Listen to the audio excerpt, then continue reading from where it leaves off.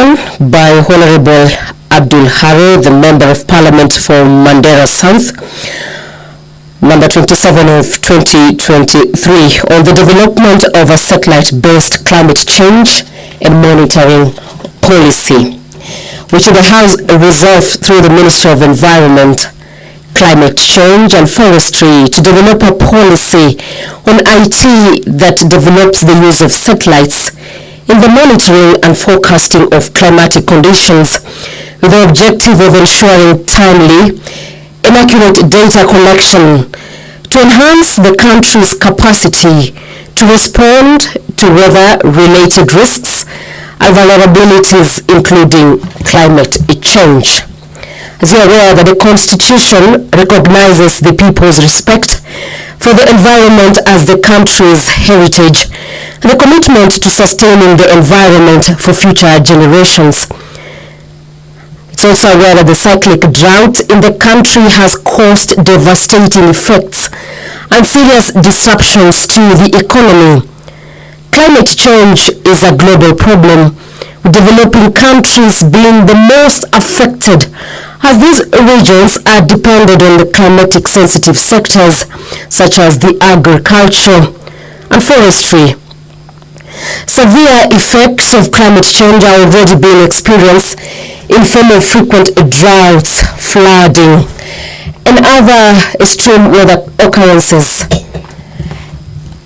And the current climate change monitoring mechanisms in the country are based on traditional methods which rely on ground observations and climate models which have limitations in terms of accuracy, timeliness and spatial coverage.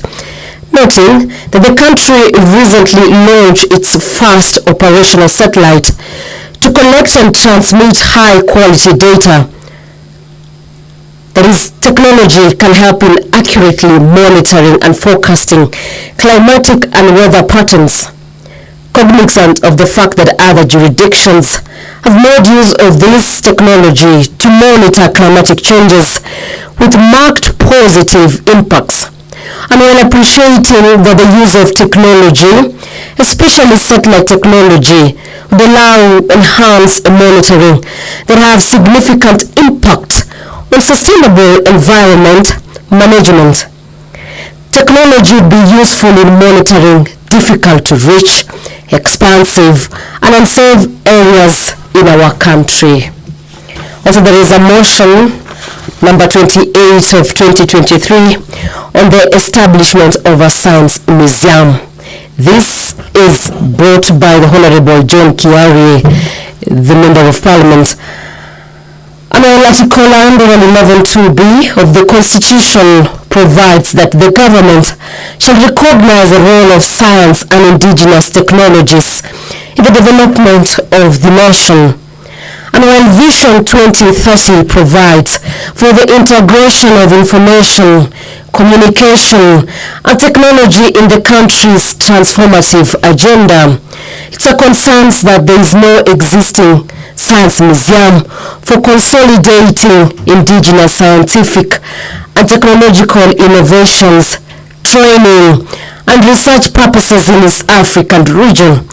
While appreciating that, integration of science and technology would greatly enhance Kenya's economy and societal success, while noting that there is potential for growth in technology sector by establishing a science museum.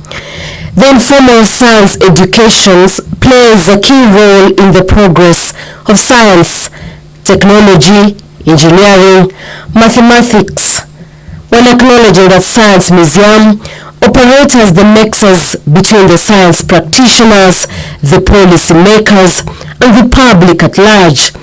It's cognizant of the fact that a science museum in the country would greatly impact on the economy of the country in the quest to become an industrialized nation.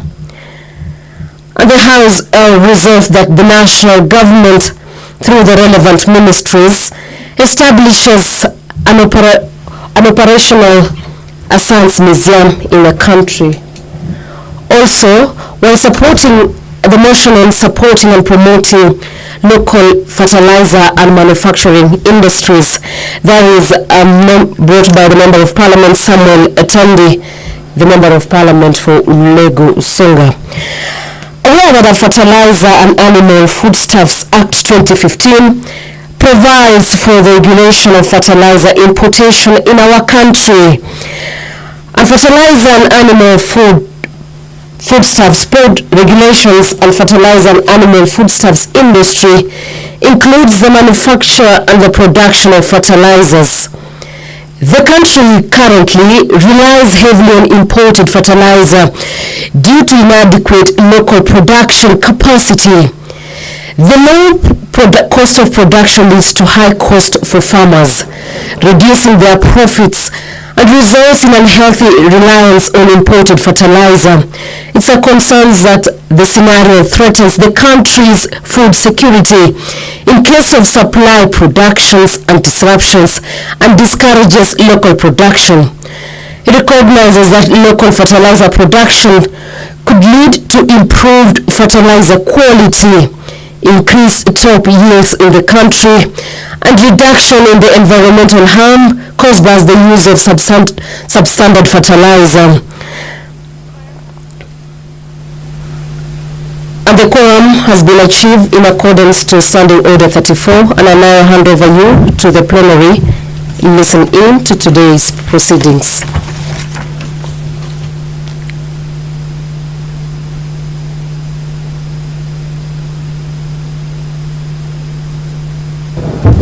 You may stop the bell. Let's proceed. First order. Order number 1, administration of oath. Order number 2, communication from the chair. Order number 3, messages. Order number 4, petitions. Order number 5, papers.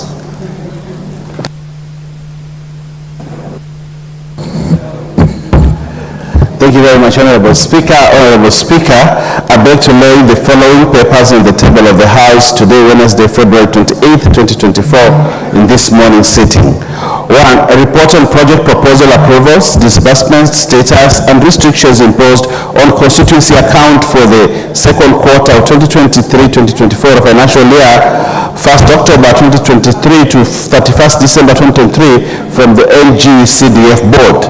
2. The annual report of the Kenya Law Reform Commission. 3.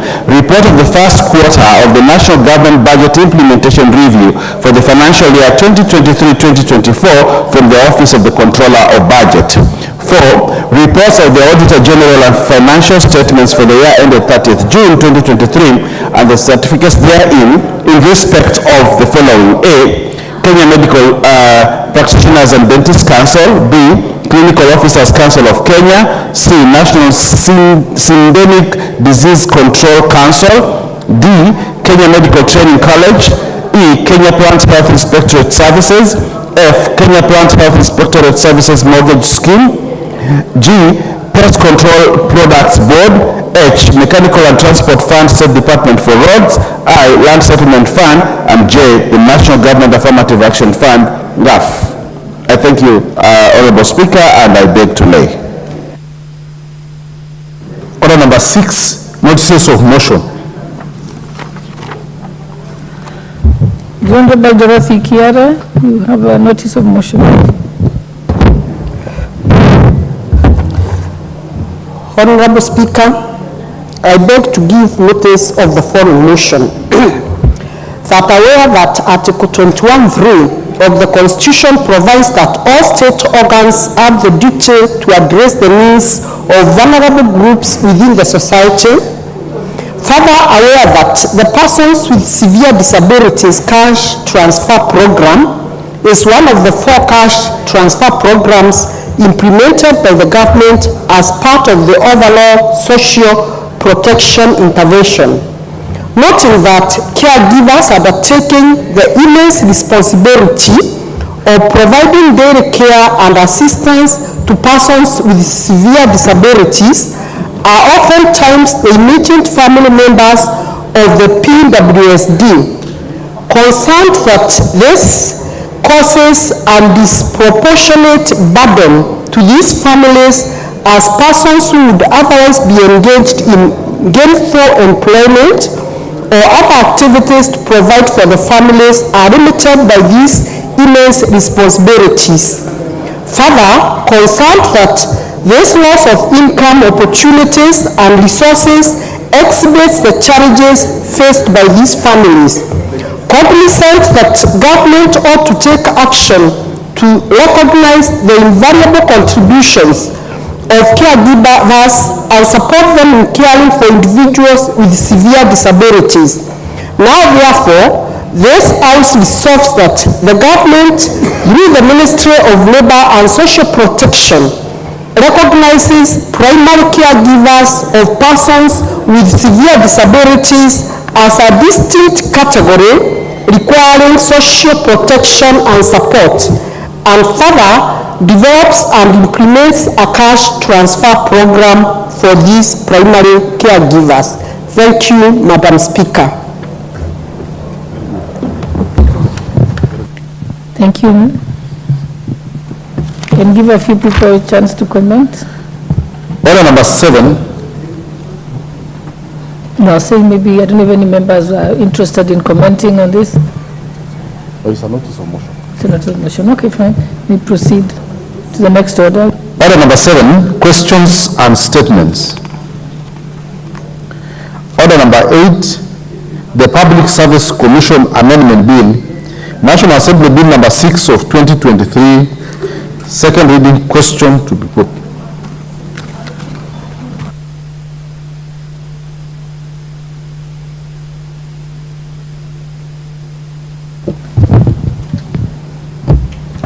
Honorable members, I now put the question that the Public Service Commission Amendment Bill, National Assembly Bill number 6 of 2023, be read a second time. Will as many as of that opinion say aye? Aye. Will as many as of the contrary opinion say nay? The ayes have it.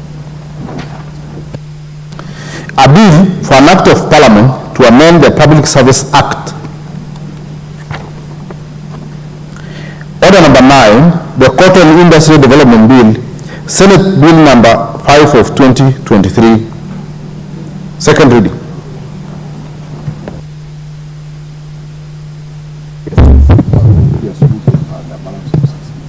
Okay, the Honorable Julius Ruto had a balance of 6 minutes. Okay, in his absence, I think we can proceed to the next person. Kindly press the intervention button if you want to contribute to this debate. Okay, the Honorable Member for Mungi West, Honorable Charles Ngusia.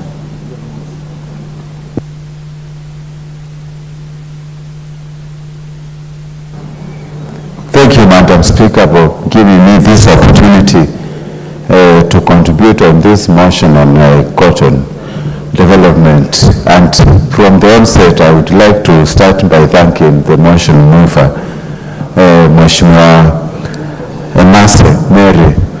And Madam Speaker, without lingering too much, we know before Kenya used to be one of the biggest producers of cotton during the time when we started this industry. I recall very well from the history, this industry used to support more than 500,000 households, and cotton being one of of course the crop which is labor intensive in terms of harvesting and also in terms of planting and weeding, Madam Speaker.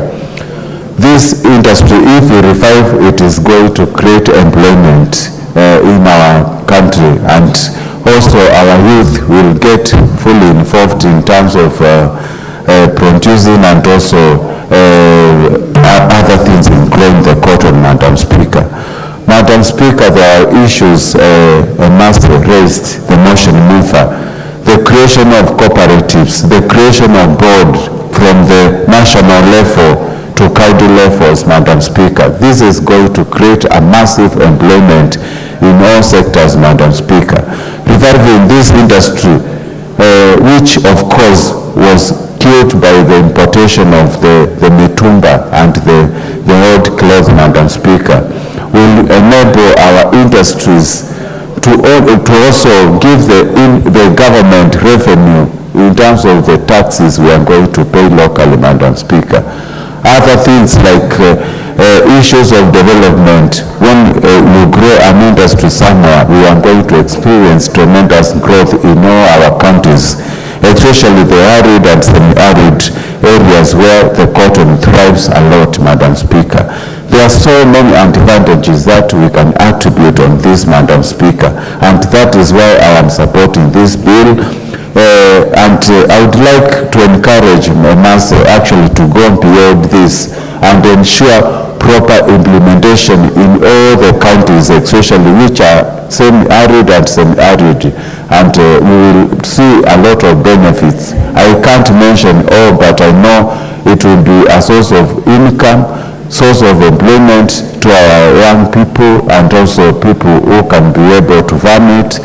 It will also increase our revenue collection as a government, and it will even serve as a growth and development too in our region, Madam Speaker. And this one is going to have a lot of benefits, more than actually we can imagine. With those few remarks, Madam Speaker, I support. The Honorable Beatrice Adagala, Member for Vihiga.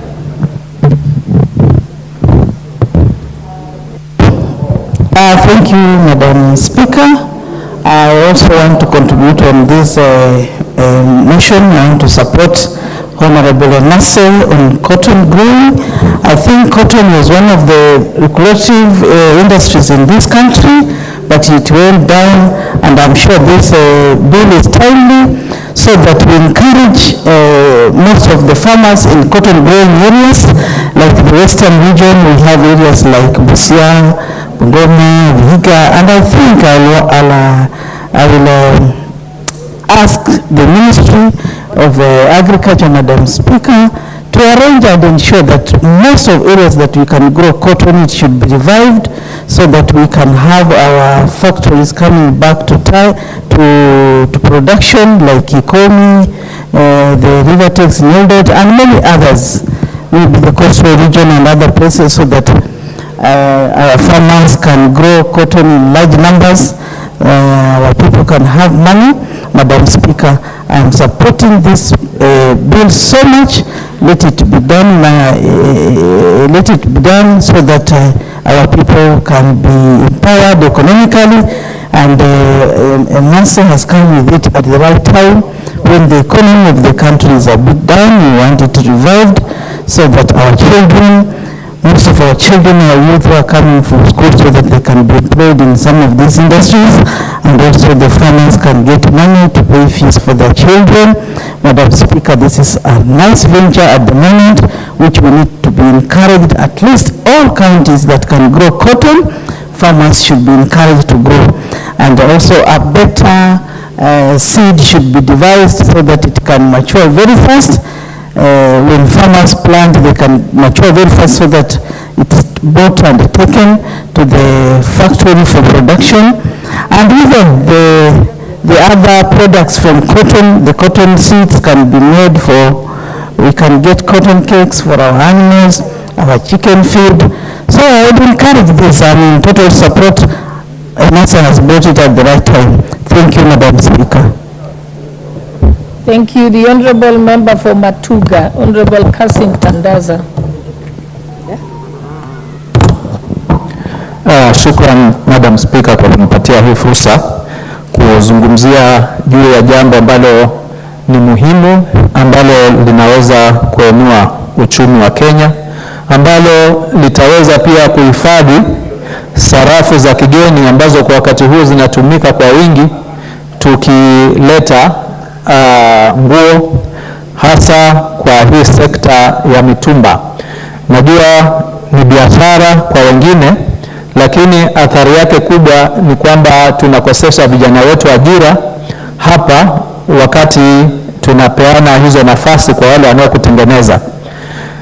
Hili zao la pamba kwa hivi sasa, hata ukiangalia sehemu ya kule kwetu Kwale, kuna kiwanda ambacho serikali inajenga pale sehemu ya Msambweni constituency, maeneo yale ya bunge, na ni jambo la kufurahisha na kupatia kongole serikali hii ya Kenya Kwanza ambayo kwa mara ya kwanza imeweza kufufua viwanda katika maeneo yale ya pwani. Tusisahau kwamba kiwanda kikubwa ambacho kilikuwako kwa miaka mingi ilikuwa cha korosho, lakini yaliyofanywa na serikali iliyopita, Mungu ndiye ataweza kuwatolea hukumu kwa kuwadhulumu wale waliokuwa kimiliki kile kiwanda ambao walikuwa ni wenyeji wa pwani.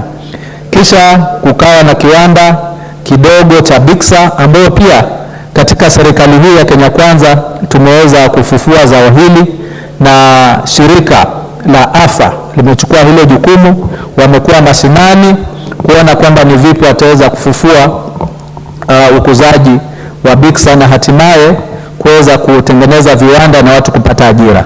Kwa hivyo hili zao la pamba ambalo saa hii pia kuna kiwanda ambacho nadhani katika wiki mbili zinazokuja, manake ilikuwa ni kizunduliwe wiki iliyopita, rais ataweza kufanya hivyo, basi ni jambo la kufurahisha na kuona kwamba wapwani sasa wanaanza kuletewa viegezo vya kutega uchumi. Ningechukua fursa hii pia kuhimiza wizara husika kwamba kiwanda cha pamba kinachowekwa pale ni muhimu, lakini lazima pia wafikirie zao hili litaweza kupatikana vipi kuanzia ukulima wake. Kwa hivi sasa hatuna mashamba ya pamba na wala wenyeji hawana uzoefu wa ukulima wa pamba. Huo ndio ukweli. Kama ni uzoefu wa wapwani, tuna uzoefu wa nazi, tuna uzoefu wa mikorosho na Biksa na bidhaa zingine. Kwa hivyo wakati kile kiwanda kinapojengwa, pia ningesihi wizara husika iweze kuona ni vipi wataweza kuleta malighafi, wataweza kuleta pembejeo za kuhakikisha kwamba wenyeji wanahusika na wananufaika kuanzia ukulima wake, ikiwa ni kuleta matingatinga, ikiwa ni kuleta mbegu, kuleta ukulima wa kisasa, kwa sababu wakati unafanya ukulima lakini unategemea tu hali ya hewa, mara nyingi huwa ukulima huo hauwezi kuenda mbele. Kwa hivyo wizara kwa upande wa kule kwetu ina jukumu la kuelimisha wananchi. Tunajua kwamba pamba ni mali, tunajua ni zao ambalo lina faida, tunajua kwamba ni zao ambalo linaleta ajira, lakini elimu pia ni muhimu. Manake wakiendelea tu kuweka kiwanda bila kuelimisha watu na kuwapatia nafasi kuwaelimisha ile manufaa ambayo wanaweza kuyapata na kufanya pia ukulima wake uwe rahisi, basi hapo upo uwezekano wa kuweka kiwanda, lakini baadaye labda kiwe kinafanya kazi kupitia kuleta bidhaa kutoka sehemu nyinginezo, na ile hali najua hii sio malengo. Ikiwa malengo ya serikali ni kuhakikisha mwananchi kuanzia pale chini ananufaika na miradi yote ya serikali. Kwa hivyo napeana kongole kwa Mheshimiwa Nasa ambaye ameleta mswada huu na kuunga mkono, kwani ni katika zile ajenda ambazo zinaweza kupatia ajira, kuleta faida mali kwa serikali na kuweza pia kuhakikisha kwamba sarafu yetu inazidi kupata nguvu kwa kupitia kupunguza gharama ya vile vitu ambavyo tunatoa kutoka nje. Asante Madam Speaker. Naunga mkono. Asante. The Honorable Member for Kwanza, Honorable Ferdinand Wanyonyi. Thank you, Madam Speaker. First and foremost, I want to take this opportunity to congratulate and thank our Member of Parliament, Professor Mheshimiwa Mary Emase, for coming up with this very important bill, and I want to urge this House to pass it with a lot of corrections and to be able to assist the farmers, because when we are growing up, Madam Speaker, I just want to let you know, the farming, cotton farming was an issue that farmers took very seriously in our area, particularly Western Kenya and Nyanza and other parts of this country, because one, cotton industry was a very protective industry and very productive, and it actually offered a lot of support for the farmers in terms of income. But I think towards the end, I don't know what happened, but it just faded out. And I think the Honorable Imase should be listening to me so that I can be able to put that in her program and be able to at least, when she's summaring up and giving the last remarks on this, to be able to do what we had to do. First and foremost, we're going to invite, as she's mentioned, we are going to involve the county government because the county government actually will actually be able to help the industry be regulated and be able to be developed in terms of the inspection, so that we have the extension service, Madam Speaker, because now most of the people most of the farmers may not have taken part in that, and they may take it just as any other business. But I want at least this industry, for us to be able to revive it, to have extension services in the county governments, so that can be able to work with the farmers, those who have got farms that want to build this, that want to take part in the growing of cotton, and be able to actually have seeds that can be able to have a very good production, and even avoid pesticides, because if it's not properly extended, if not properly inspected, you will find that at the end of it, this particular exercise becomes futile and people get discouraged. Secondly, Madam Speaker, so that we have cooperatives, dedicated cooperatives in various areas, and the county government will be involved, so that can be able to have what we call cooperatives, local cooperatives, and have leadership to be able to promote this particular industry by actually creating collection centers, because the cotton may be actually harvested and be taken to areas where you'll be able to have, called a cooperative center, and of course we will have also the extension service officers from the county to be able to assist in making sure that cottons were properly kept, because we expect this, Madam Speaker, to be one of the items, some of the products that be able to export it from Kenya and bring in the foreign exchange. And I can assure you, we are doing a lot of exportation, particularly to the east and even Europe. Our cotton was one of the best, I'm told, in terms of the quality.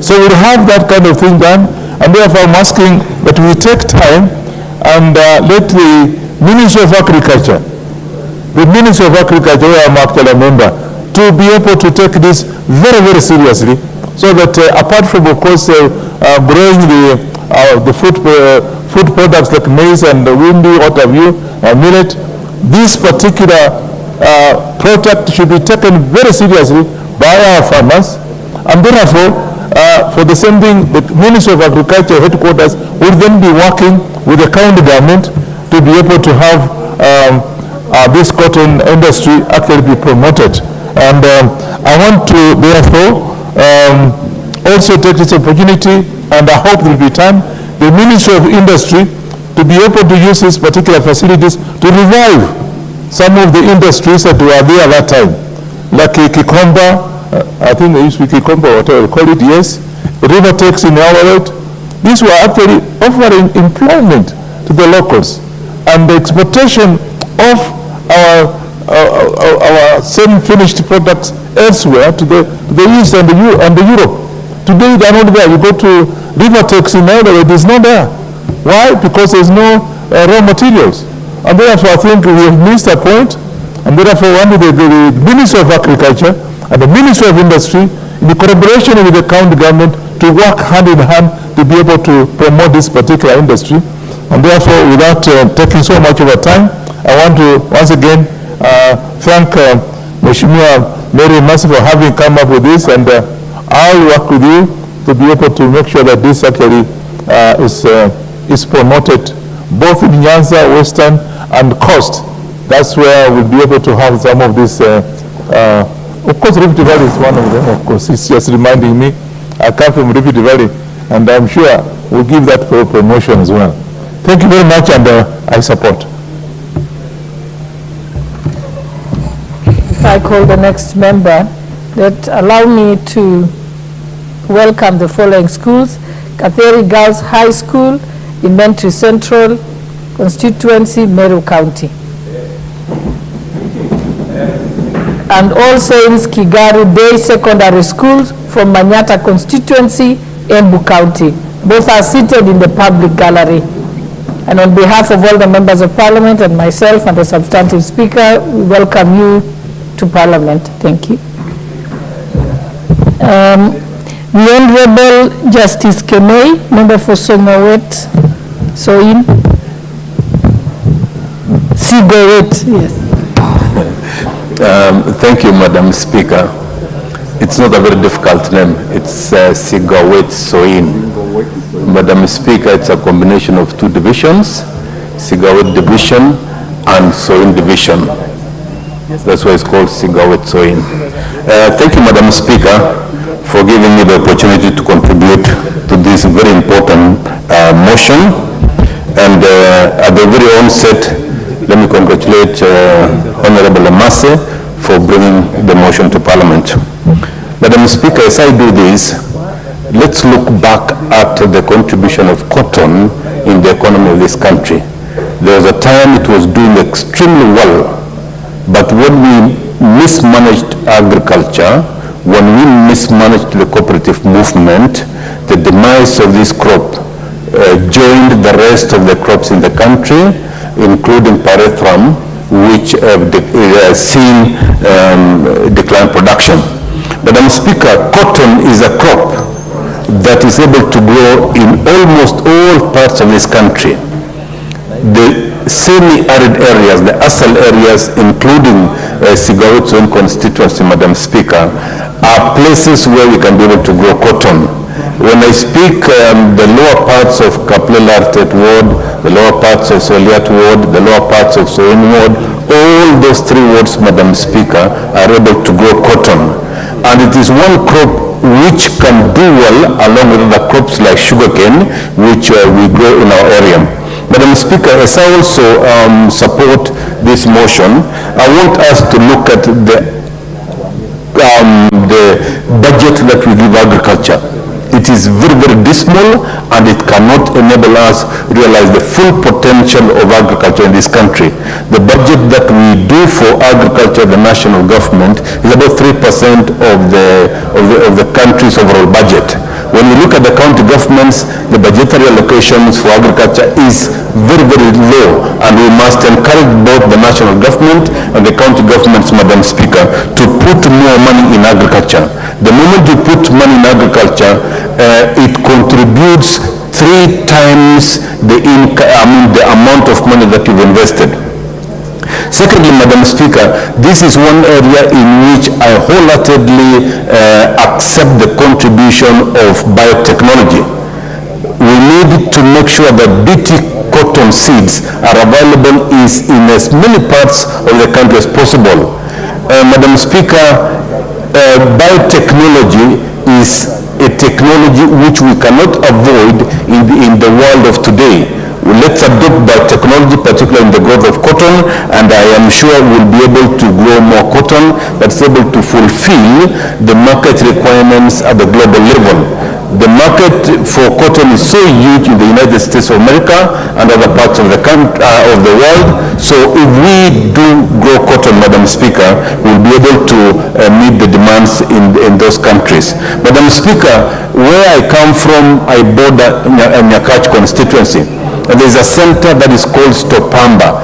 This used to be a center that was very liquid during the time when cotton was doing extremely well where I come from. Madam Speaker, if we do that again, I am sure we should be able to improve on the livelihoods of our people in the lower parts of my constituency. And finally, Madam Speaker, as I congratulate Honorable Amasa for bringing this bill, I want us to look more increasingly on the contribution of cooperative movement in this country. Let us revive the cooperative sector so that the full potential of agriculture can be realized. Thank you, Madam Speaker, for the opportunity, and I support.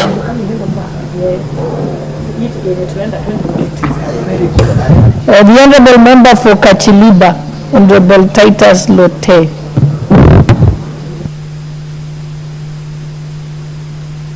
Honourable members, for those who want to contribute to this particular one, press the intervention button. Thank you, Madam Speaker, for giving me this opportunity to contribute to this very important topic on cotton. And I want to appreciate and congratulate Mheshimiwa Mase for bringing up this matter. Madam Speaker, there is a reading in the Bible that says that those that have, more will be added, and those that do not have, even the very little that they have will be taken away from them. The reason I'm saying this, Madam Speaker, when I'm looking at this cotton development bill, the one that has been brought in by Mheshimiwa Made, is on the basis that Kenya is made up of 85% arid and semi-arid land. Arid and semi-arid land. And God was kind enough to say, in the land called semi-arid land, you can be able to harvest cotton.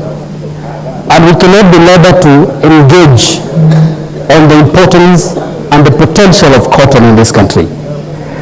And the reason why, Madam Speaker, I talked about the reading of the Bible is because over time, instead of cotton being promoted, cotton is being killed, because it could have come from a place where people have little, and so the very little that they have is taken away from them, Madam Speaker.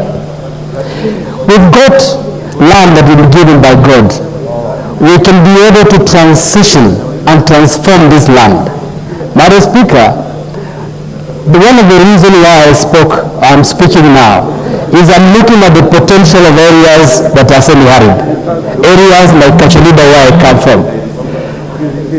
People are toiling every year to try to plant crops that fail because of the little rain, and especially because of the challenges of the climate change.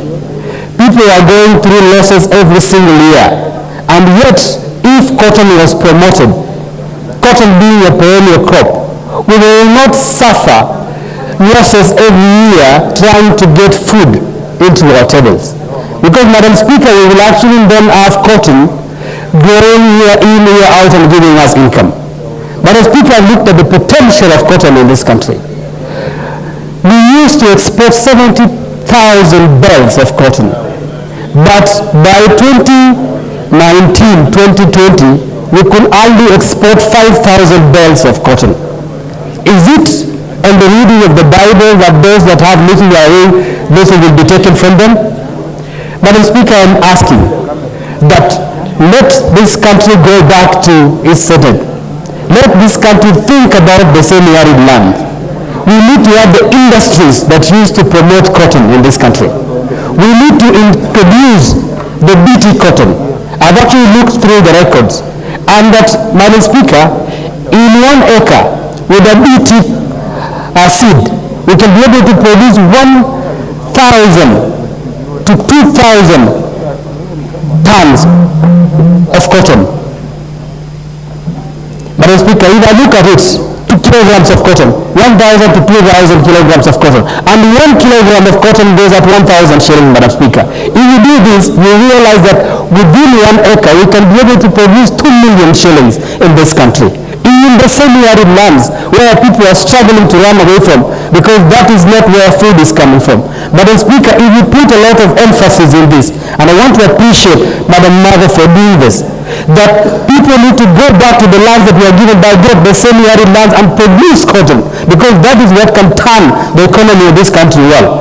I want to support that this bill be given all necessary approvals, that this is supposed to be one of the income earners of this country.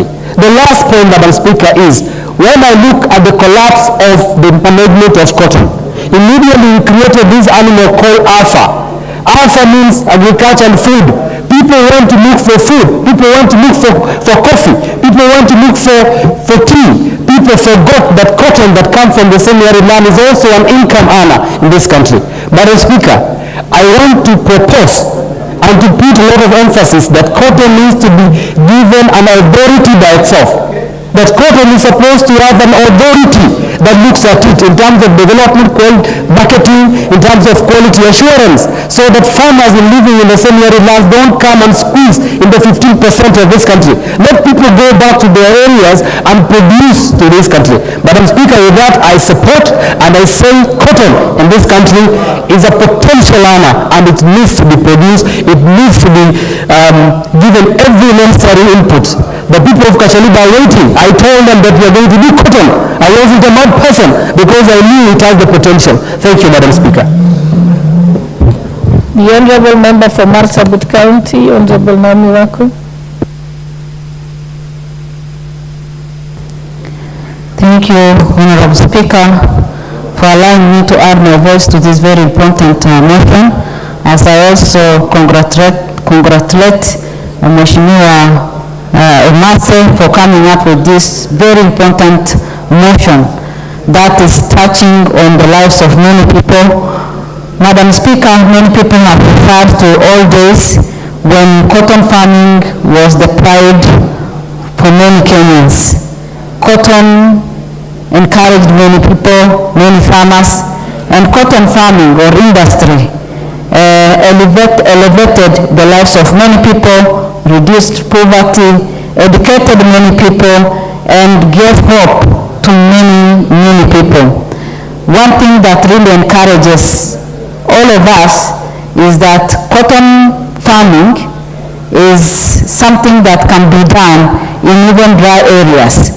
And as Honorable Speaker or Honorable Member who spoke before me said, that 85% of this country is arid area, whereby we cannot do real farming and harvest all that we want.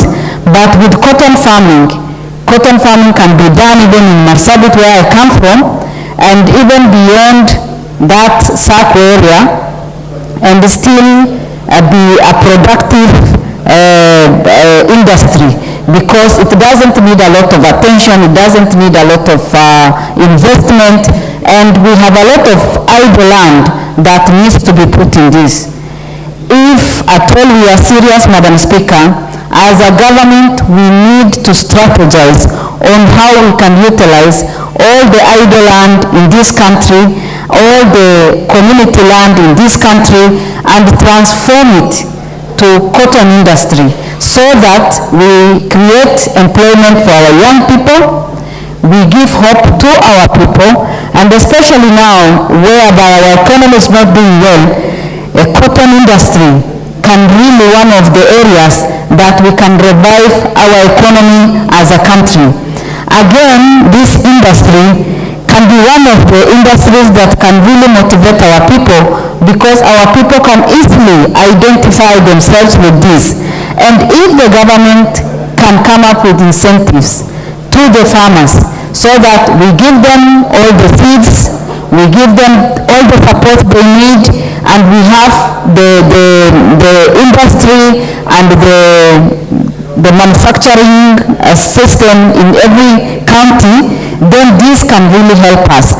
And that is why today I want to encourage the national government to partner with the county government, so that we can promote and make sure that this industry is revived in our country, given the attention that it deserves, so that our unemployed people who really want to invest in this can be empowered to invest, and that will help us to revive our economy. It will be a pride for each one of us, and our government will never regret for doing this, and I support this motion. Thank you.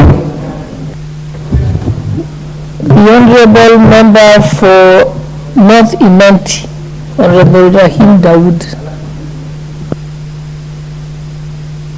You're on the queue. Thank you, Madam Speaker. Madam Speaker, first I want to join my colleagues in supporting this bill by Honorable Mary Mutembei. Madam Speaker, cotton is very important. It's an important crop. Madam Speaker, we used to have cotton in Meru. I say we used to because we used to have a ginnery called Meru Ginnery at Gaito, and it was doing very, very well. But Madam Speaker, along the way, I think in the 80s and 90s, it started falling apart. And with that, Madam Speaker, the ginnery died kind of a slow death. Madam Speaker, we need to revive cotton industry. Madam Speaker, there is a very famous Indian leader by the name of Mahatma Gandhi. Madam Speaker, during his agitation for self-rule for India, he led a revolution where he said they will not wear anything which is imported from overseas, from outside the country.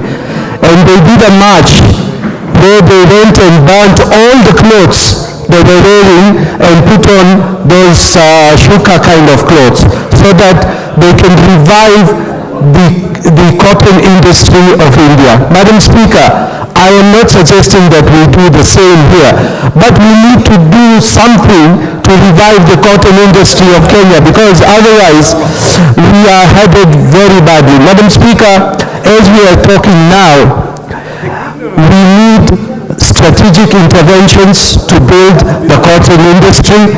Our Mountex, which is in Nanyuki, has fallen apart, Madam Speaker. It used to be the pride of East and Central Kenya, but right now it is a pale shadow of what it was. Madam Speaker, Rivertex was another one. Madam Speaker, how long are we going to sit around and wait for our industries to fall down and then try to revive them? Madam Speaker, we need to wake up. We need to do something about the cotton. We need to think about the cotton farmers. We need to give them subsidies. We need to, I'm not saying we ban mitumba, but let us produce clothes which are cheaper than the mitumbas so that we can now give money, put money in the pockets of our farmers. We can have cheaper clothes and affordable clothes, Madam Speaker. So I want to join my colleagues in congratulating Mheshimiwa Mary and ask our colleagues, we need now to strengthen the cotton industry. Thank you, Madam Speaker. The Honourable Member for Moiben, Honourable Phyllis Barto. You're number 4. Thank you, Madam Speaker, for giving me this opportunity to contribute to this bill. And I want to congratulate Honorable Mary for bringing this bill to the House to be debated. Madam Speaker, the importance of cotton cannot be we cannot underestimate the importance of cotton in Kenya since time immemorial. Madam Speaker, if you go down memory lane, you will realize that in the early 80s, the cotton industry in Kenya was very vibrant, but over time it has gone down, and possibly that could explain the reason why we have so many cases. So it's contributing to cases of unemployment in Kenya. Madam Speaker, it is important that the cotton industry is given a legal framework so that it can support its functions. Madam Speaker, now that it is a devolved function and it is supposed to be domiciled in the county governments, a structured way of dealing with this industry is very important. Madam Speaker, cotton is not only it's not only for the industries, but it's also a source of food. And we can since the production of cotton went down, the industries also closed down. We have a case of Rivertex in Uasin Gishu. We have a case of Kemit in Uasin Gishu. Most of us who were brought up there, our parents used to work there, and that is how some of us were able to be educated. And if you go back at this time to those places, you will find that they are closing down. The services are the services they are providing, the people who have been employed there have gone down tremendously. Madam Speaker, if we support this cotton industry, the farmers also should be capacity built so that they are able to increase the production. You realize that cotton can grow in every part of this country, including the semi-arid areas.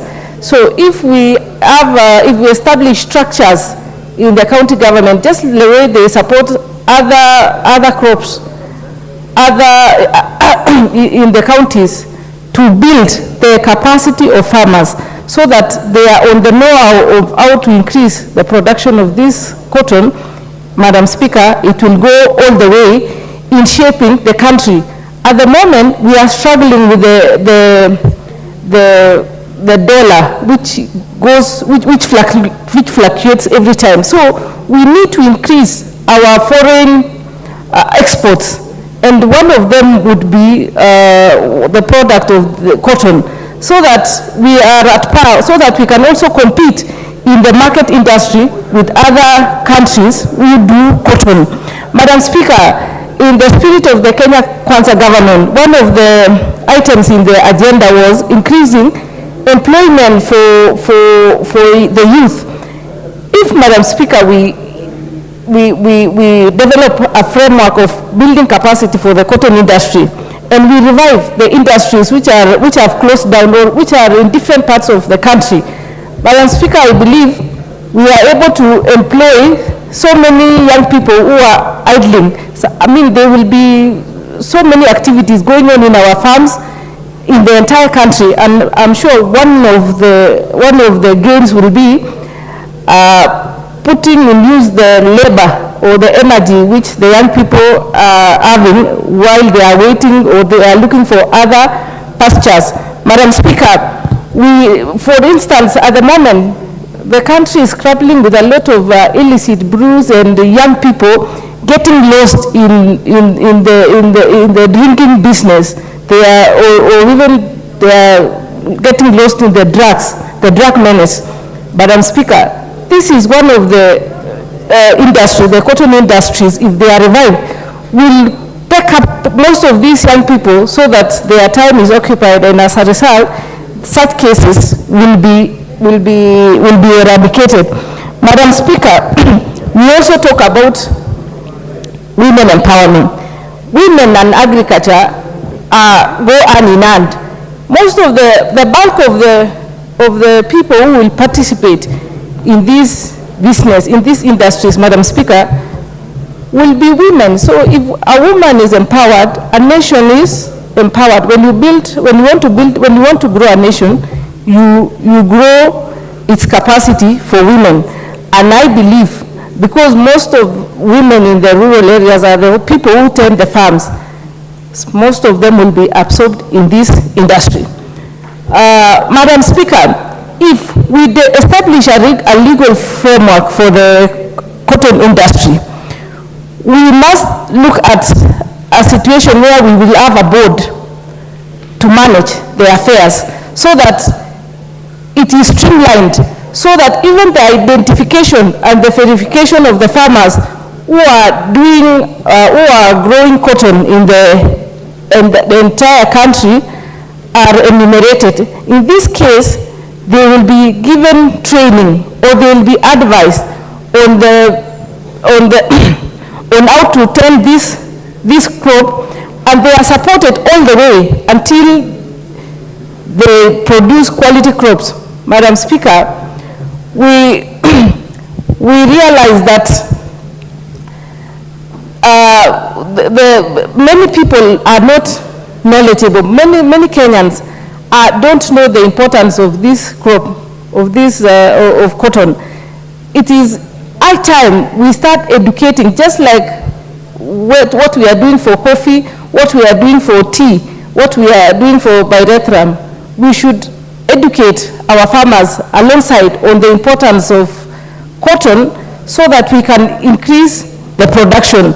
And once we increase the production, our industries will come back to sound again.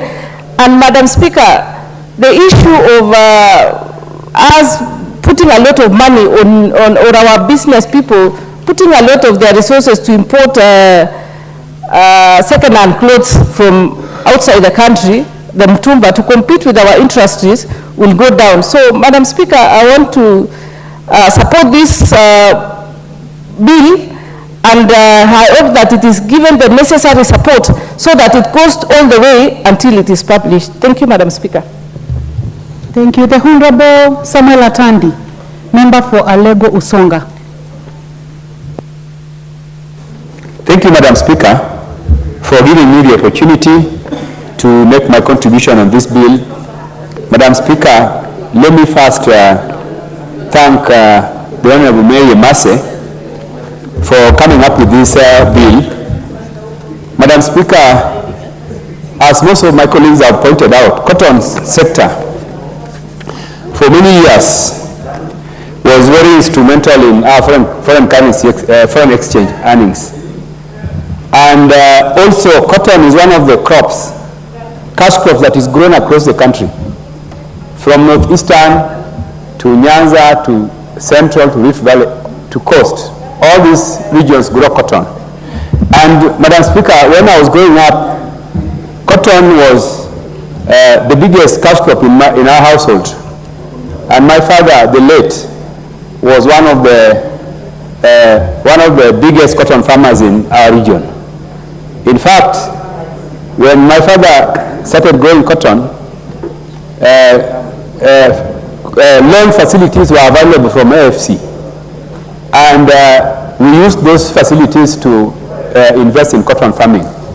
And I'm a product of cotton farming, Madam Speaker. I went to school because of cotton farming. All my brothers, my siblings, they went to school because of cotton farming. So cotton farming is one cash crop that this country has really lost on. And I think this bill should have come from the government, not from private members. Madam Speaker, the bill which is here to revitalize the cotton sector has very many important chapters in the bill, which I wanted to comment on. One of the most important chapters in this bill is the fact that this bill is giving county governments the biggest role in cotton farming. Madam Speaker, as you are aware, agriculture is devolved, and we can never legislate on agriculture without input from the county governments.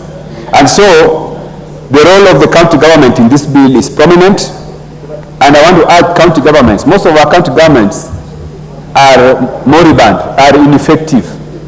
Most of our county governments are doing nothing, and the fact that this bill is actually outlining what their role will be is something which I want to appreciate.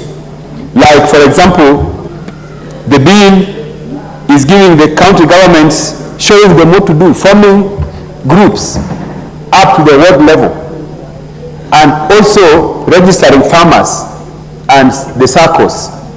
Madam Speaker, serious farming cannot succeed if farmers are not organized. And this bill is seeking to organize farmers into SACCOs and into groups so that they can be involved in progressive farming that will also help in giving the focus that is needed for cotton. The other thing which I want to appreciate in the bill, Madam Speaker, is the fact that the bill is also seeking to make it easy for the investors who want to engage in processing of cotton to be licensed. The county governments have been given the mandate to license processors, and this is going to be very important. Madam Speaker, there are some areas like where I come from in Siaya, where we are cotton farmers, but we don't have any processor. We don't have factories that are involved in processing of cotton.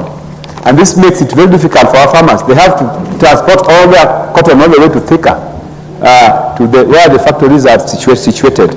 So the fact that this bill has identified licensing of cotton processors is something which I also appreciate.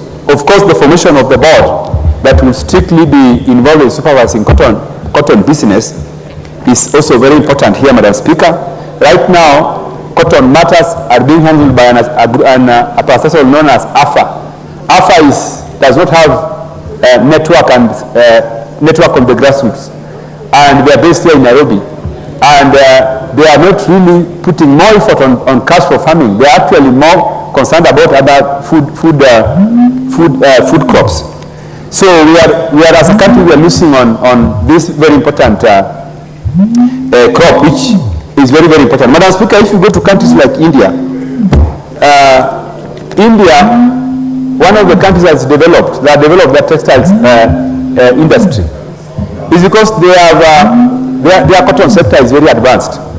And Madam Speaker, alongside this bill, which is very, very important, as a country we must make a decision whether we will continue to rely on cheap exported clothes from Turkey and all these cheap countries. This is something which the government must make a decision on. And Parliament must also play a role. If we are going to revitalize our cotton sector and textile industry, then we cannot love these clothes from China, these clothes from China and from Turkey. Even in this house, Madam Speaker, if you ask the members here to stand up, everybody is wearing clothes from China and Turkey. Yet we are interested in growing our cotton sector and textile sector, and also we want to grow our foreign exchange. Madam Speaker, you are aware that our Kenya shilling has been weakening against all foreign currencies. It is weakening because we have allowed this country to export everything, things that we can do from our own cotton farming. If you go to India, example that I like to use, the Indian rupee is always strong. It doesn't fluctuate because you are not even allowed in India to import these clothes. You have to dress using Indian clothes from Indian factories. So, Madam Speaker, there are some issues which we need to make as a country, and if we do not make them, I still think that we will not be able to succeed in revitalizing the cotton sector. The other thing, Madam Speaker, is that, and this is something I said recently when we were going through BPS, that, Madam Speaker, in this region, the East African region, Kenya is now a net importer of everything. We are importing even small things that we should not import. We are importing things from Tanzania, we are importing things from Uganda, we are importing things from Ethiopia. These countries used to export things from us. I see. So we are doing very badly, Madam Speaker. So this bill is timely, and I want to urge government that this bill, you should take it up so that you can run with it. So that immediately this bill is passed, you run with its implementation. Because again, we can pass these bills here, they become laws, and they are not acted upon for the benefit of the people of Kenya. Madam Speaker, as I conclude, I want to say that the board which is being proposed here, that would be formed to take care of the cotton sector, the board must not be political. The government has a tendency of using boards for political ends. There are some people who have been appointed to board that, Madam Speaker, are clearly incompetent. Madam Speaker, there is a board that I'd like to talk about, the board that is supposed to clean Nairobi River. Madam Speaker, Nairobi River Board has people who have not even gone to school, Madam Speaker, and we want Nairobi River to be cleaned. So if we are going to revitalize cotton, and we have an option of a board to take care of that cotton, then that board must be composed of people who understand cotton, not people picked from the streets, not myself who has failed from, not for example somebody who has contested in a political seat and failed, and now they are being given positions. We must utilize our skilled labor in filling positions of government if we want results. Madam Speaker, I conclude. Thank you. Thank you. The Honorable Gladys Boss, member for Uasin Gishu County. Thank you, Honorable Speaker, for the opportunity to speak on this. And from the beginning, I would like to salute the Honorable Member for Teso, Honorable Mary Amase, for this very, very important motion. It is timely that she has brought attention to this at a time when we are trying to raise our cash crops in order to improve the value of the Kenya shilling. I always, many times, I remember many years ago when I was young, and the cotton industry was big. Rivertex in Uasin Gishu County in Eldoret, where my father, Andrew Bennett Boss, worked until he retired recently, was a booming business. And it wasn't just a booming business. The cotton they were using to process in the factory were actually from within the country. But today, even in the last parliament, I remember we allocated a lot of funds to Rivertex to be able to modernize the factory and be able to produce very high quality cotton, which they actually do at the moment. But unfortunately, we are not getting the full benefit as Kenyans, because the cotton that they are using, 80 to 90% of it is imported. So the people who are benefiting from the cash injection that was made to Rivertex is not our local farmers. We are supporting the farmers of other countries, and we are supporting tenderpreneurs. It has not boiled down to the grassroots level. So therefore, as parliamentarians, we must join hands to ensure that as we put money in the factory to be able to produce cotton, we must also put money in the growing of cotton by our farmers. Then that way, the benefit will be a 360 cycle as opposed to where it is only part now. If you look at what has even happened, many years ago, uniforms were being produced here in Kenya. But today, school uniforms are being imported from other countries, very bad quality actually, and they are benefiting other people from other countries. Kenya signed up the AGOA agreement, and we received a specific quota of being able to produce cotton fabric and be able to produce clothes like jeans, overalls, etc. in our EPZs for export to the Americas and Europe. But unfortunately, we have not been able to realize our full quota. In fact, the agreement is expiring this year, yet we have not benefited from it, because we were not strategic and deliberate as a country to say that you must run the two programs parallel. If you sign the AGOA agreement, you start increasing cotton growing. And as you increase the cotton growing, you then inject money into the factories for the production of that. And this is not the only cash crop that we have actually lost as a country. We have pyrethrum. In the 70s, Kenya was producing 90% of the world pyrethrum. Today, we are producing less than 10%. And on that one, I think I would like to recognize and congratulate the governor of Elgeyo-Marakwet County, because he has started a program for the growing of pyrethrum, and it is doing extremely well. There is also cashew nuts at the coast. That was a big foreign income earner, and it also went down. We had palm oil also at the coast. That failed. We have sunflower, again, which also collapsed. And when you look at the cost of fodder now in Kenya, as a dairy farmer, the challenge that we have is the cost of buying animal feeds.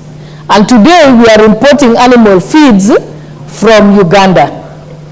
We personally, we get it from the cotton in Uganda. The cotton seed is a byproduct and is used for animal feed. Same thing with sunflower. And therefore, this is an extremely important subject.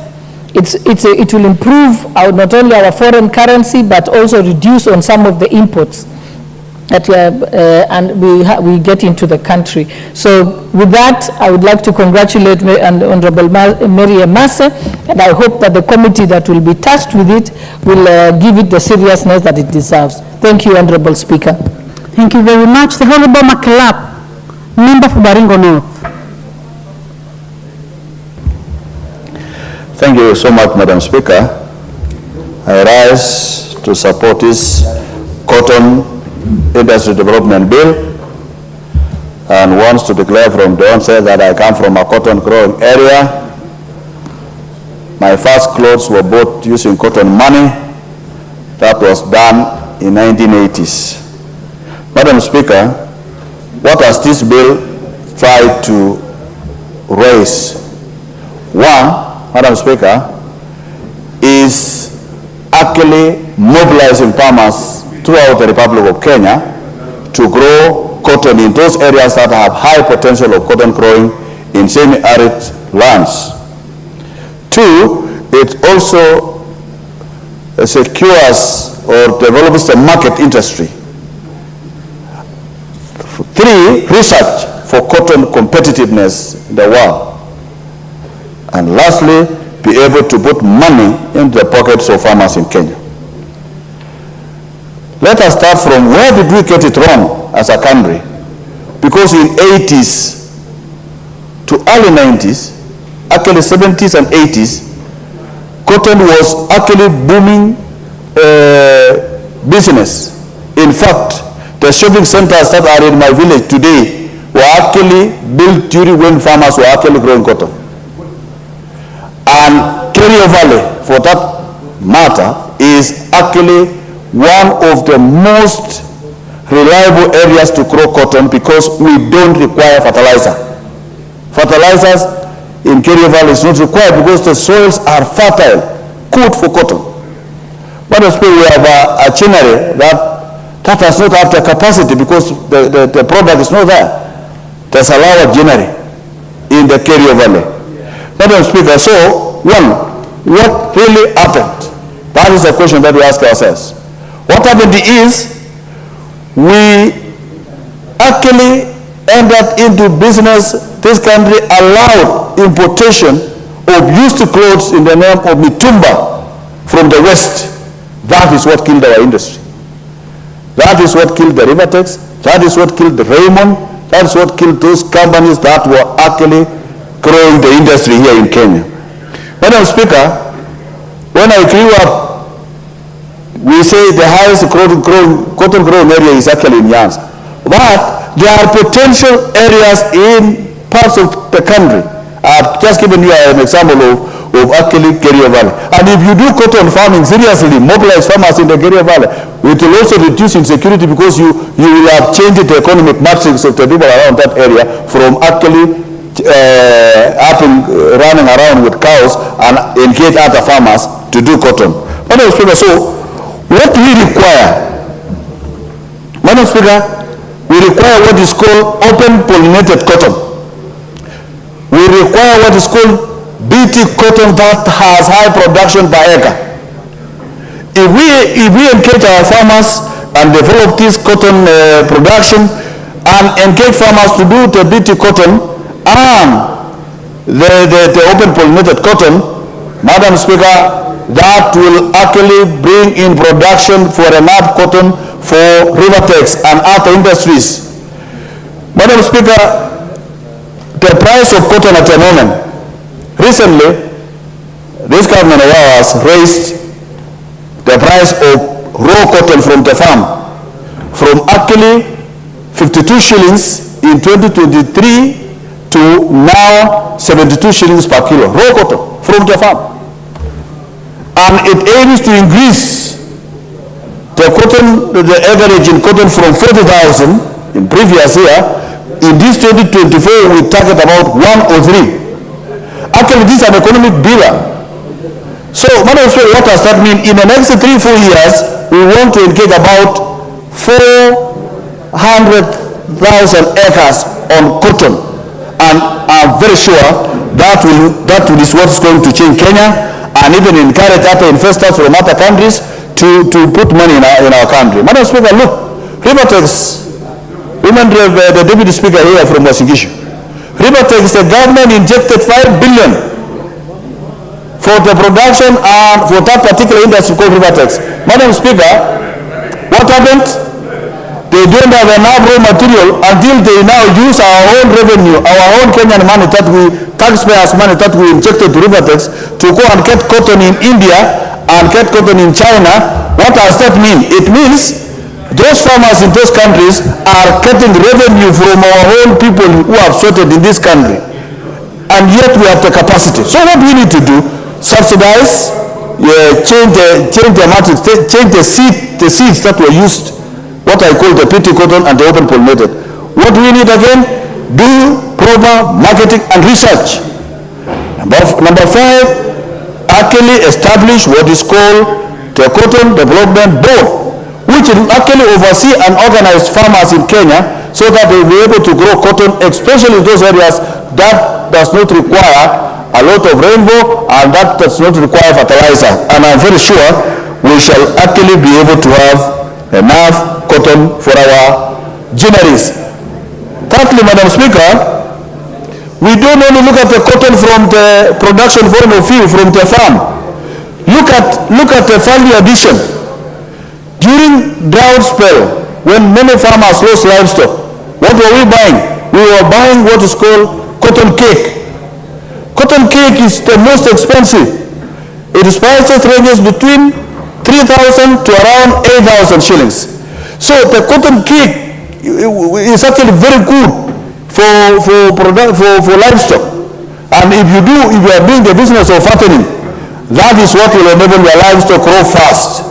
So, Madam Speaker, how shall we ensure that we wear clothes that are manufactured from cotton grown in Kenya? We must change the equation, the investment equation, so that the trade of cotton favors Kenya against our neighbors, so that we are able to earn income for our people.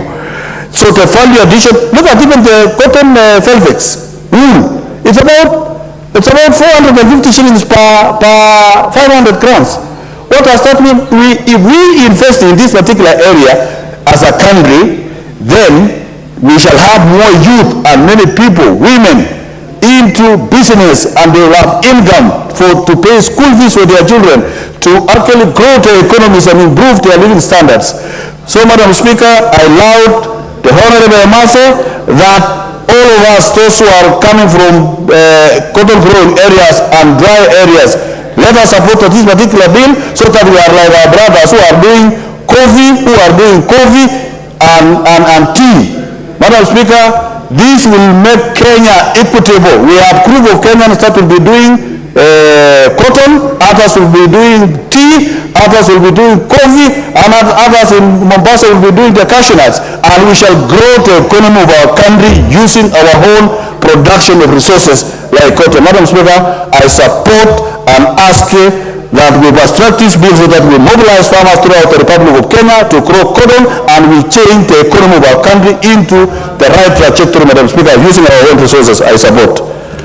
Thank you. The Honorable Timothy Wanyonyi, member for Westlands. Thank you, Madam Speaker, also to contribute to this motion. Madam Speaker, when we were growing up, there were cotton industries and textile industries in Kenya. Particularly in Eldoret, we had Rivertex, Raymond, and others. We had Kikomi in Kisumu, and many others, Madam Speaker. We had cotton growing in the regions of Bungoma, Busia, and other parts of the country, and Kenya used to produce, we used to produce textile, Madam Speaker. Not anymore. And the other day, Madam Speaker, I read in the newspaper and I saw something like Nakuru and other parts of Kenya have become a graveyard of industries. Many industries collapsed because this very important industry, Madam Speaker, was sustained by the raw materials that were produced from our farms. And cotton was one of them, and including tobacco within the regions of Bungoma, Busia, and parts of Nyanza. Madam Speaker, they were producing these cash crops, and they were, Madam Speaker, they are the ones which were sustaining these industries. So, Madam Speaker, I believe that if we want to sustain ourselves, if we want to develop as a country, we must have homegrown solutions. And homegrown solutions, Madam Speaker, will come about if we revive these industries. If we put back and the farmers, Madam Speaker, right now if you call the villages, you see the level of poverty because of the collapse of these industries.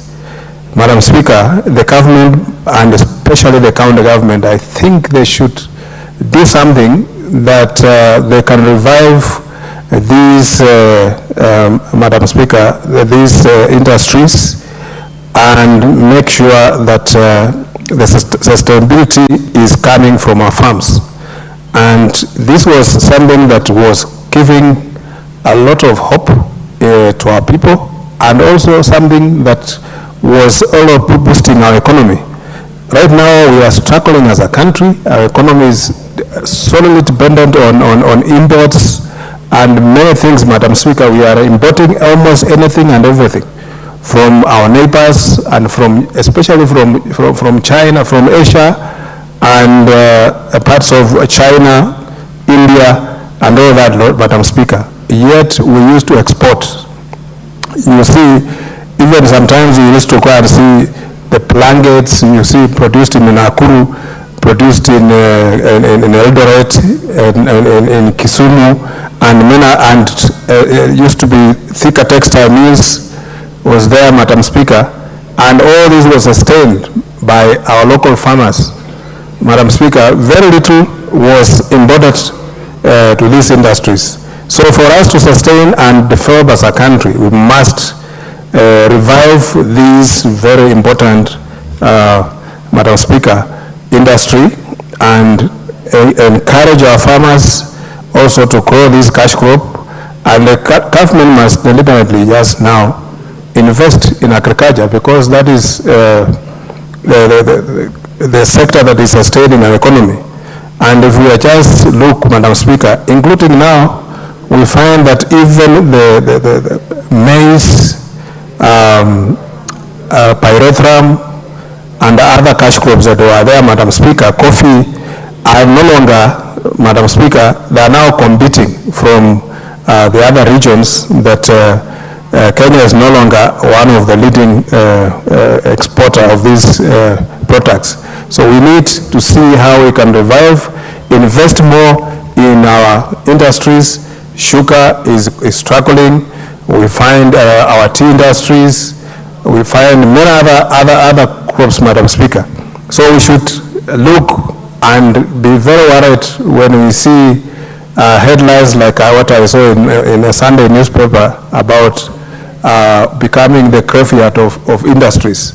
These industries, Madam Speaker, when you look around, sugar industries have collapsed. The gineries that were there, Madam Speaker, they are no longer there. And the sad thing is that these very same people who are manufacturing within our country, they just moved to our neighbors and continued with the same business.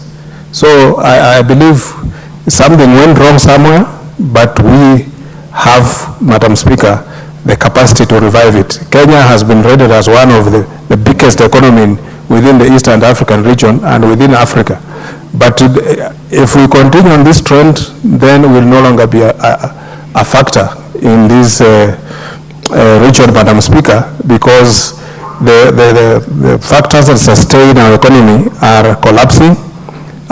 Even coffee we cannot be very sure anymore, and tea, and also you see even Telmondo in Thika. We've seen that their leases have expired and some of those farms are being now taken back.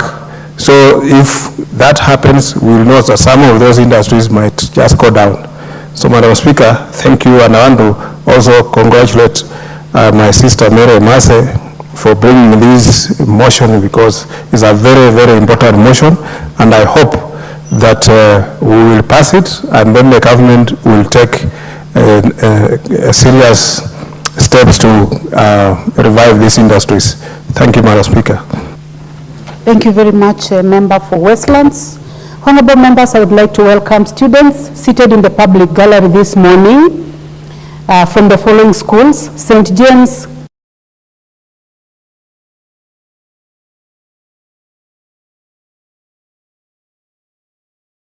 Mixed Secondary School. All the schools are from Kirinyaga Central, Kirinyaga County. You are welcome to the National Assembly to observe proceedings of the House. Honorable members, on behalf of the House and on behalf of the substantive Speaker, I would like to call upon the Honorable Gitari to welcome students.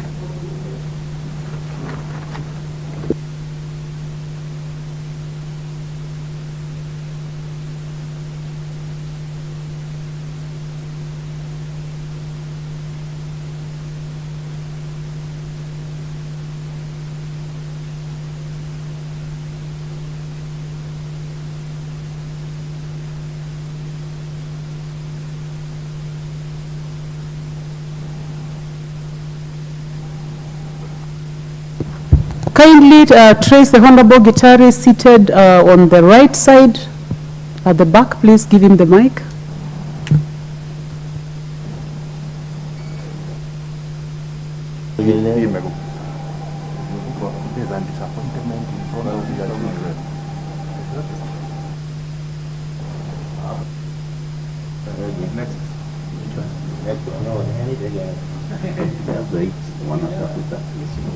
I did him.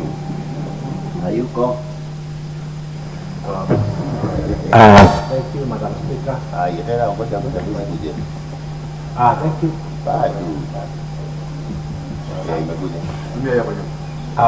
Thank you, Madam Speaker, for giving me this chance.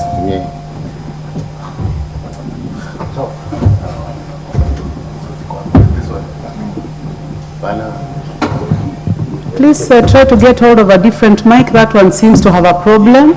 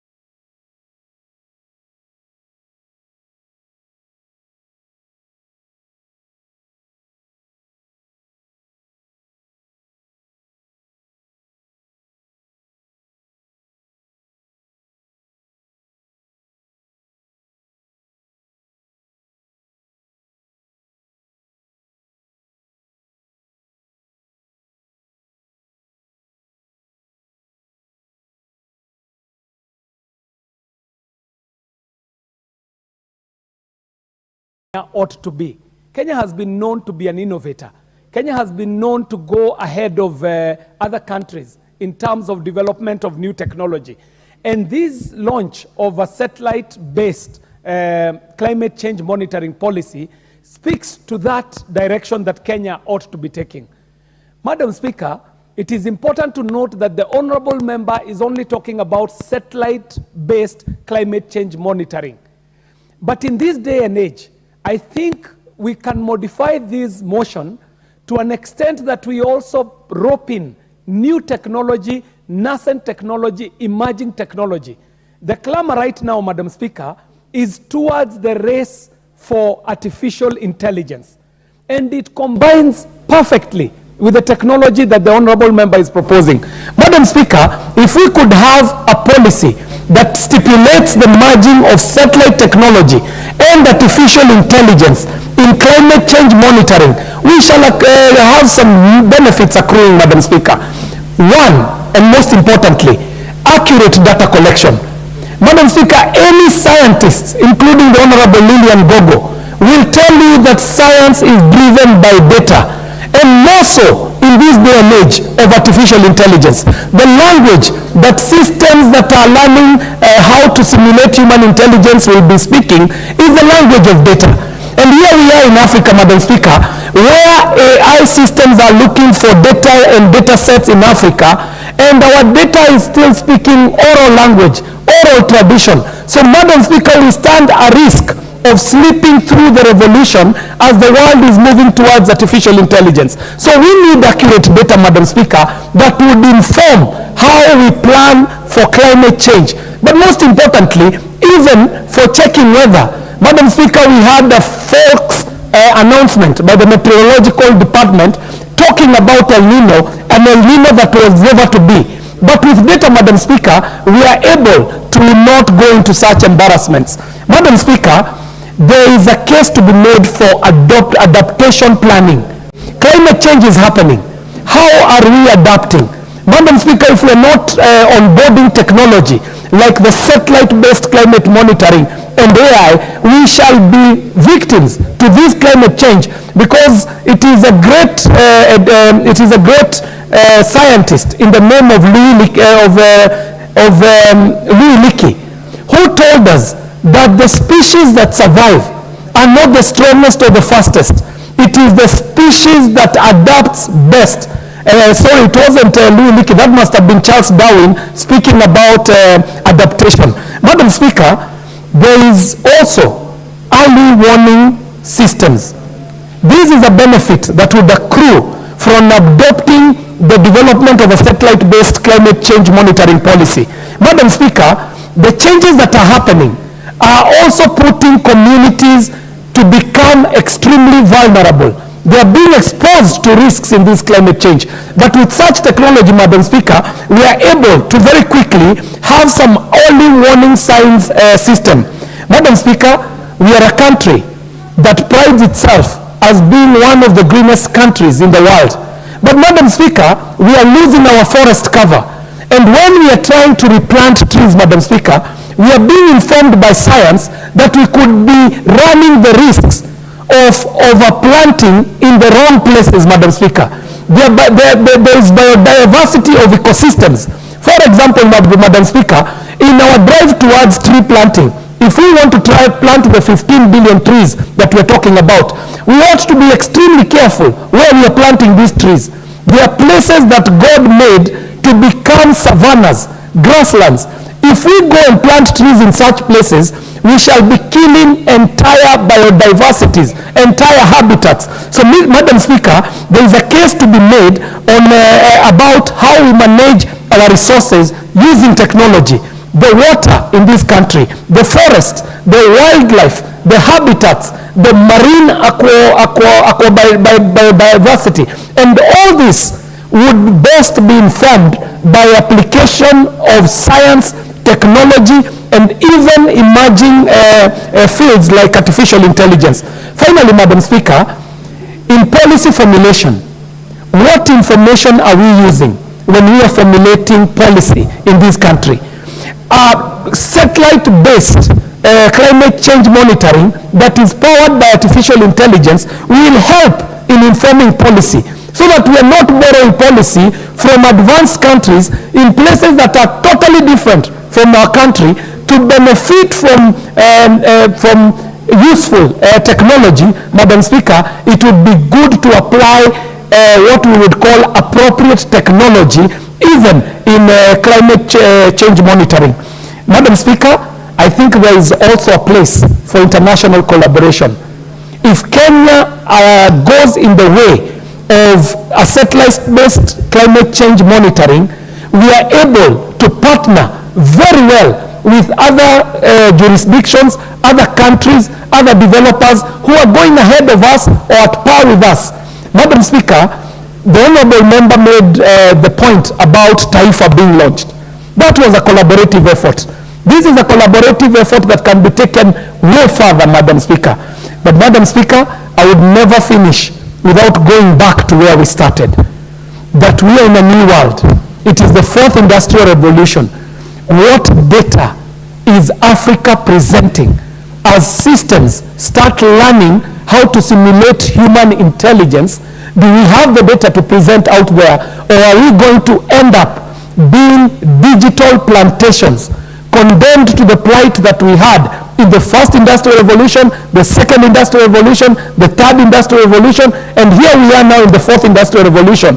We might end up becoming digital plantations, akin to the plantations of sugar, akin to the plantations of cotton, akin to the colonial villages that we had in the colonial era, if we do not rise up and start organizing our data and our data sets ready for this revolution that is coming. So, Honorable Speaker, I want to really thank this member for bringing such an innovative motion, and I pray that we shall be able to push the ministry responsible to grow up this policy.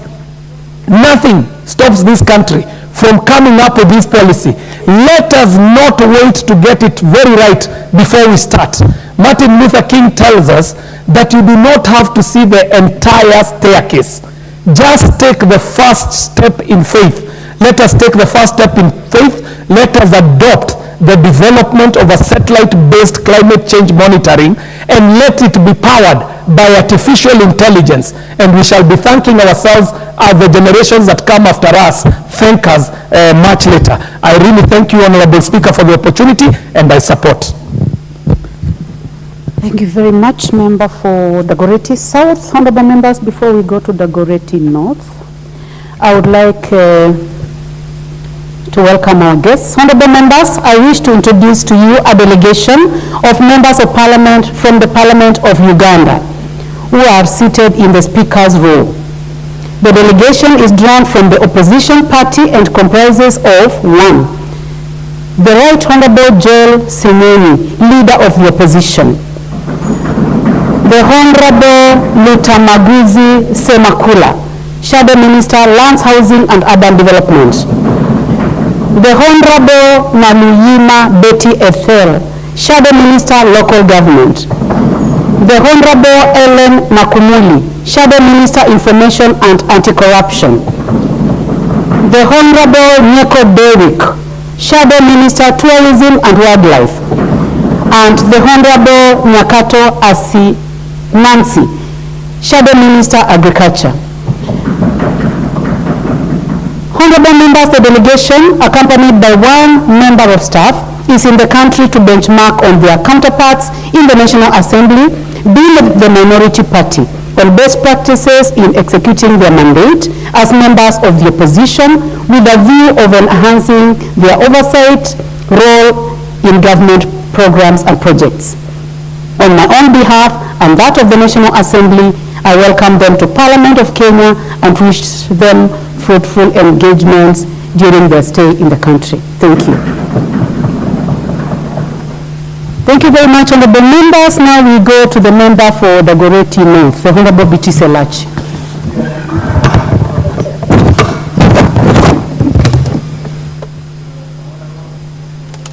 Thank you, Madam Speaker. Madam Speaker, I also rise to support this motion. and to appreciate Madam Speaker. I'm sorry to stop you, but I have a point of order from the Honorable Ruku. Honorable Ruku. Thank you, Madam Speaker. I'm just keen, the delegation from Uganda. You'd like to make a comment? Yes. I'll give you 2 minutes. Thank you, Madam Speaker. As we welcome the delegation from Uganda and more so from the opposition, it's also going to inform the delegation that our minority or the opposition in Kenya is quite weak. As you can see at the moment, Madam Speaker, even the leader minority, the chief whip of minority, all of them, they are out of the house. So they may not be able to benchmark properly because of the weakness which has been portrayed by the minority. So if we have to run something, probably it is not the best time for the delegation from Uganda to run anything from the minority.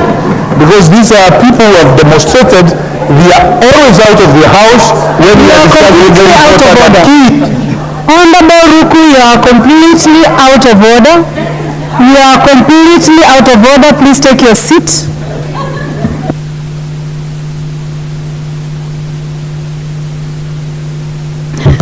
Please proceed, Honorable Bichi Selachi. Madam Speaker, as I proceed, and I want to thank you, as I support this motion, I just want to say this. See, when you are in a house of records, you can never say what my colleague has just said, because he forgets his own side, the whole leadership is also not there. So I'm wondering, are you learning from which side? But anyway, having said that, Madam Speaker, I want to support this motion on climate change. Madam Speaker, I know it is a very, very sensitive subject, not just for Kenya, but for the whole world, as we talk of how we can use, indeed, technology, which is a very critical aspect in understanding and addressing the impacts. And I want to thank our colleague who has thought about it, looking at what happened a few months ago, Madam Speaker, in Mandera. And you see that flash wind that just came and just eroded everything and left Mandera in a manner where many of us could not understand after the drought we had seen. Indeed, there is importance now to bring in technology so that we also understand. And Madam Speaker, you'll realize even just recently, we had a very, very tough heat wave. And this is a wave that really crossed the whole country, and people are getting affected. You realize people are just dropping. We have buried many. They are wondering, why have I just lost a relative, a brother, just like that. But it is because of the effects of this climate change. And so when we look at the meteorological department that we have, Madam Speaker, which is right in my brother's constituency in Dagoretti South, it is something that we need to ask ourselves, how do we now encourage to have different courses for our learners so that they are able now to start engaging and be able to now start learning new technologies on how to deal with climate change using satellite, using even data. And you know, in today's world, we collect data. We can collect data even when we are seated here. That is how we have advanced in AI. And even when you read different, today we have ChatGPT. You'll find students going on it, Madam Speaker, but we need to analyze it so that you are able to make it your own original. And so even when we are talking about climate change, we have to ask ourselves, as an African continent, what are our challenges in our own climate change? Because we cannot be like Europe. And so even as we bring in those new technologies, we must ensure they adapt the way our climate behaves within our country. And so when we look at Kenya and the seasons we have, Madam Speaker, it is that we're telling the meteorological, can we look at the seasons and can you be able to use technology to tell us how these seasons have changed in terms of, one, yes, we shall bring in policy, but that policy now has to go. We must understand, why did we have very heavy rains in January? All of a sudden we had heat, And now we have changed, we are about to go into rains.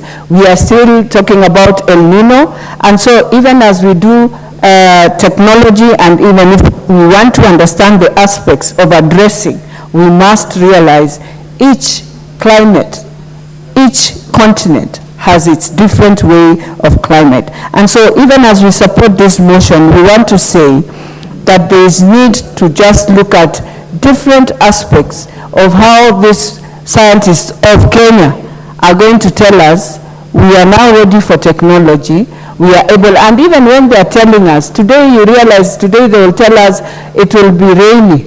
All of a sudden you find there is no rain. People prepare.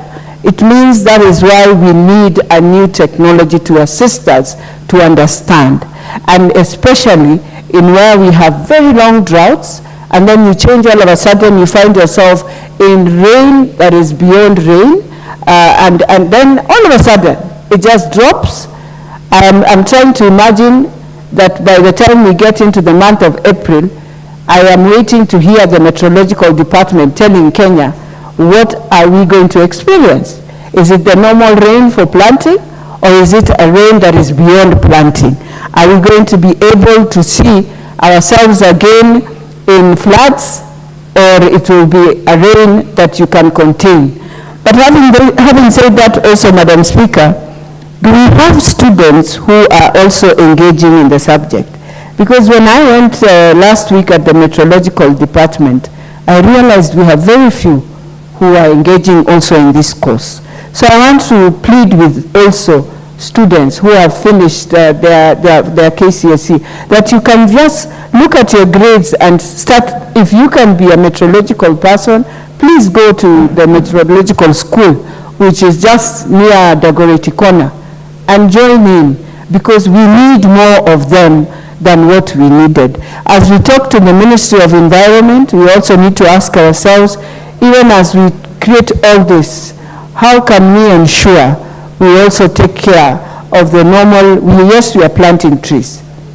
What type of trees are we planting? It's also, it needs technology for us to understand. These are trees that can be planted in Nairobi. These are trees that can go all the way to the dry areas. Yes, we've just talked about cotton in the morning. It is part of that, because cotton can also help in mitigating, especially soil erosion, as you plant in dry areas. And so, Madam Speaker, we want to ask ourselves, as I finalize, that it is important, yes, to have technology, but we must have technology that will indeed also be adapted and can impact to our lives better than having technology that we will not understand, that will not adapt to the climates that we have within Africa, regions that are within the equator area. We must ask ourselves that question as we bring in key people, and also make our young people to embrace and ensure they can also be part of this technology. And I know we will have good monitoring policies that can really embrace this country to appreciate that there is climate change, but we also need to take care of it. With those few remarks, Madam Speaker, Mr. Speaker, I beg to support.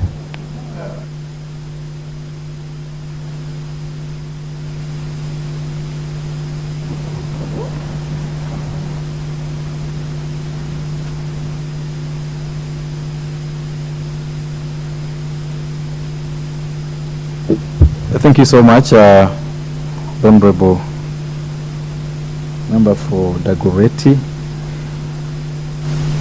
Before I give the next person on this debate, I would like to recognize and welcome students from Koru Girls Secondary School, Uhuru constituency is in Kisumu County, who are seated in public gallery. We welcome them to follow the proceedings of the House this morning, and in that regard I would allow the Honorable Koyo 1 minute.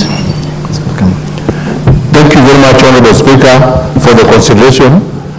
In Parliament today, we invited Koru Girls Secondary School in Kisumu County and Moroni Sub-County. This school is performing very well in the national examinations. In the examination that of 2022, they fielded about 314 students, and out of them only 3 got grade C, and they were able to struggle to meet the threshold for public university admission. The rest were all admitted. In the 2023, the results that came out this year, only 8 students got C. The rest qualified between A and C plus to be able to join the university, public universities directly. We want to commend the hard work by the teachers and also the discipline. This school has no cases of indiscipline, and we thank God and we urge the children and the pupils to remain sensible and the teachers to remain united and continue serving this country in the best way they are doing. Otherwise, feel welcome, and thank you very much for excellent performance. Thank you very much, Honorable Koyo. The Honorable Koyo has been waiting for those students, I think, from around 9 o'clock. Thank you very much. The Honorable Geoffrey Ruku. Thank you so much, Honorable Speaker.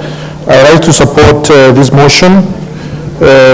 Climate change, Honorable Speaker, is a serious threat to the sustainability of our planet. We derive so many natural resources which are key to development and progress of human race from our environment. And this has been threatened seriously by the climate change. And any effort towards ensuring we manage our natural resources the most appropriate way is much, much welcome. The only way to do that is through technology.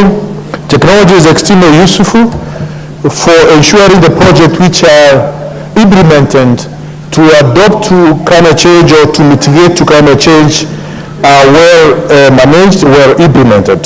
There are several companies out there, Madam Speaker, which are working extremely hard towards carbon neutrality and also working hard to ensure national resources are turned into assets, and that asset is managed properly.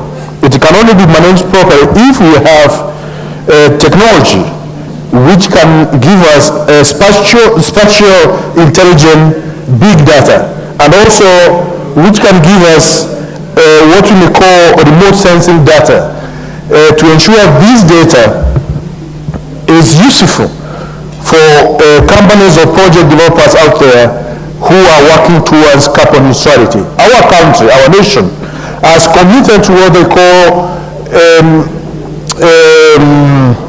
local national contributions towards achieving climate neutrality. For this to happen, Madam Speaker, it is important that technology such as proposed by Honourable Member to use the use of satellite in getting this data is important. Madam Speaker, we also have been in this market, especially the market of climate change, climate finance, have realized how difficult it is to use manual ways of, say, calculating the carbon stock which is turned into carbon credits, and some of these projects which are turned into carbon credit projects are registered by different registries, and some of these registries have their methodologies which are old,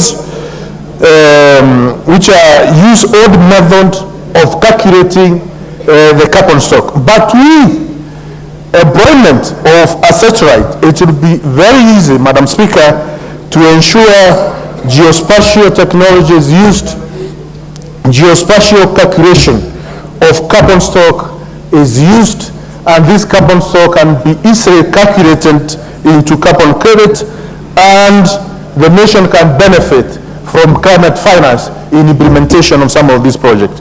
Therefore, Madam Speaker, we know also there are companies out there from China, from other European nations, who may want to sell some of these services to us, locals, here in the country.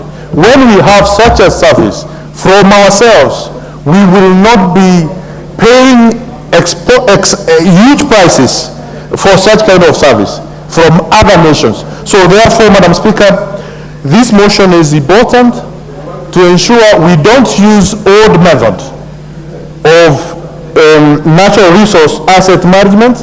We use new technology to manage our natural resource assets, and by so doing we'll save costs. By so doing we'll save the time incurred in implementing some of these projects. By so doing we will be able to have accurate data which can make us make the right decisions for calculating the impact of climate change within our land. Climate change has impacted in food production. Climate change has impacted in water, and that's why it is important to ensure our water infrastructure is climate-proofed. Not only water infrastructure, but also our roads are climate-proofed. We have seen what has happened to majority of roads when we experienced Reno a few months ago, meaning that our roads are not properly climate-proofed in their construction. When we have a satellite, when we have a technology which is assisting us in climate-proofing our infrastructure, whether it is roads, whether it is water infrastructure, whether it is our farming methods, then it will go a long way in achieving sustainability in whatever we are doing as a nation. Madam Speaker, I support this important motion with those few remarks. Thank you. The Honorable Beatrice Kemei, member for Kericho County. The Honorable Moses Kerema, member for Central Imenti. In the absence of those two members, then we go to the Honorable John Mutunga, the chairperson agriculture and member for Tigania West. Thank you very much, Honorable Speaker, for the opportunity to add my voice to this very important motion. Honorable Speaker, let me start by thanking the Honorable Abdul Haro, MP, for bringing up this particular motion. It's a very, very important motion indeed, because policies guide the function of a government, policies guide the functions of an institution. Honorable Speaker, looking at climate change monitoring, this is basically the ongoing observation of the changes in the climate, documenting these observations, Honorable Speaker, and assessing the changes in the global climate itself. It is important and cannot be underestimated. We need to know how climate is changing, and we need to observe these changes so that we may know how they are likely to impact on our survival, impact on what happens around the earth.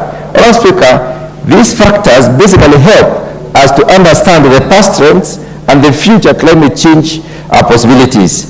Once we know the future climate change possibilities or scenarios, then we are able to plan better. Climate change monitoring, Honorable Speaker, involves numerous interlinked components. It's not just one issue, it's many components. And I may wish to mention a few of these components. One of the components, Honorable Speaker, is that it leads to observation and data collection. Observation of the changes themselves and collecting credible data. Scientists collect data from various sources, like the weather stations that are stationed all over, the satellite stations that we have, the ocean bodies, and so on. This data can include information on temperatures, information on precipitation, or information on rainfall. It can include the weather patterns themselves, the sea level changes, the sea level rising or lowering of the sea level, and it can also include the emissions of the greenhouse gases or the gases that warm the atmosphere. These changes basically are important to know so that we may be able to predict what is likely to happen to the climate of our surrounding at any particular point in time. After data is collected, Honorable Speaker, then a monitoring system is put in place. Evaluation follows. Evaluation and analysis basically has to do with rigorous looking into or scrutiny of this particular data. Many statistical methods are applied to help identify the patterns, to help identify the trends, to help identify the potential and future changes that are likely to be brought about by changing climate, or the changes in some of these occurrences. Honourable Speaker, the third issue, in view of what happens, is the modeling attribute or the modeling component, which enables us basically to forecast or predict. Modeling has to do with the analyzing the data that we have, which scientists do in order to be able to, they use scientific or mathematical models to be able to predict the future climate and also the scenarios. Climate scenarios, Honourable Speaker, enable the nation state to plan data and to be able to understand how the future outlooks are in terms of climate. Sometimes we fail to know what the future is like. In this country, Honourable Speaker, we've been found many times quite unprepared to climate change. Rainfall patterns have changed. Rainfall in terms of intensity has changed. Rainfall in terms of the behavior has changed. We find rain being very erratic with extremely high erosivity indices, and we have not conserved our soils as much. So we always find this rainfall taking our soil away, and this is something that we can be able to do if we are better prepared and if we can get data that we can predict. So different models, Honourable Speaker, can basically project how the climate will look like in the future, and the circumstances that probably the modeling aspect will bring, such as increased greenhouse gases. We can basically foretell if greenhouse gases are going to increase by so much at a particular point in time, what is likely to happen to the ambient temperature, or the ambient climate, or the climate in our surrounding. Honourable Speaker, it is important for us to monitor and to monitor climate changes in order to be able to mitigate the climate itself or the effect of climate change. If we can monitor, in other words, what we need to do in order to be able to monitor. In order to be able to monitor, Honourable Speaker, we need to collect accurate data. If we can get accurate data, then we will be able to understand how the climate dynamics present themselves. The dynamics in this particular case are the trends, the identifiers of these trends, the regional changes, and the changes in and the accompanying vulnerabilities. Honourable Speaker, the other action that is important is the effective modeling itself, being able to effectively model or forecast. The outcome of this, Honourable Speaker, is that we are enabled as a nation to predict about the potential impacts and assessment of the possible interventions that we can bring about in order to contain any changes in the climate, and in order to contain any changes that then the impacts of that climate, as it were. This will guide the development of adaptive measures and other corrective measures. It will enable us to develop mitigation measures to climate changes. It will help us to develop mitigation strategies or policies that will enable us to mitigate. The other action that is important, Honourable Speaker, is informing the policy itself and informing the public. The public have a right to information. Article 35, subsection 2 of our Constitution says clearly that the public is entitled to information. Even if this information is kept by the state, the public needs to be given this information. The best way to get information which is accurate for the state, for the community or for the public, is to be able to predict even what might happen in the future. So climate change, remote sensing, satellite backed sensing is very, very important for us. It will help us shape government policies in the future. It will help the public to be able to understand what basically happens. It will help us to encourage what kind of actions that needs to be taken in the changing circumstances of greenhouse gases. How then, Honourable Speaker, can climate be monitored? I'll take 1 minute to address this particular issue. The ground-based monitoring of climate basically involves looking at what factors change, like the temperature itself, the precipitation, the pressure, the wind, the direction of the wind, and so on and so forth. Long-term data basically helps us to look at to provide crucial information and insights that help us to do historical trends, develop historical trends, and also develop future long-term projection. And these future long-term projections basically input into our planning so that we are secure in terms of climate. Honourable Speaker, there are some observations that we can make if we are organized as a country, and in view of this satellite-based climate change monitoring. One of them is the observations of the ocean itself. If you go to the ocean, Honourable Speaker, there are certain things that you are able to see. First of all, we are able to see, we are able to know that oceans absorb heat. So oceans become warm. When an ocean gets warm, the predictors of the weather will tell you there is likely to be huge precipitation because the water will have evaporated and then clouds will form and then rain will fall. So we can be able to prepare ourselves in view of getting that information. The other issue we can see is also the changing levels of the sea. Seas normally increase because ice has melted in parts of the world which are ice-capped or which are snow-capped, and therefore that water goes into the ocean and the ocean levels rise. In some parts of this world, Honourable Speaker, you realize that it is evident you will have more highlands at certain times of the year and fewer highlands at some other times of the year. There are fewer highlands because ice has melted, the sea has risen, and some highlands have been submerged. In other times of the year, the water has evaporated, the sea has gone down, and some islands emerge. The Philippines is a classical example of this particular scenario. Honourable Speaker, satellite monitoring is key because it also captures the orbiting of the Earth. In other words, it captures data across the time and space in different parts of the world. So we'll be able to know as the Earth rotates, then we'll be able to get in each part of the world do we have forests, how are these forests interacting with the surrounding, where do we have ice sheets, where do we have other atmospheric gas concentrations of various nature.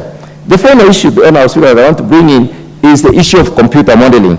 Computer modeling is key because it helps us replicate intricate processes in our climate system patterns. We are able to get information, get it through the computer, and be able to get this particular information. When I was speaking, my time is going very fast, but I wanted to address one small issue. You can give me 1 minute.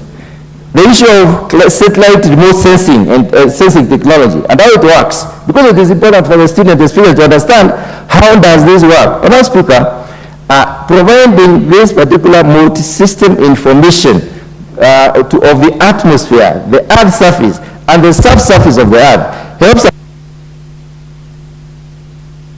I give you 1 minute. Honorable Mutunga.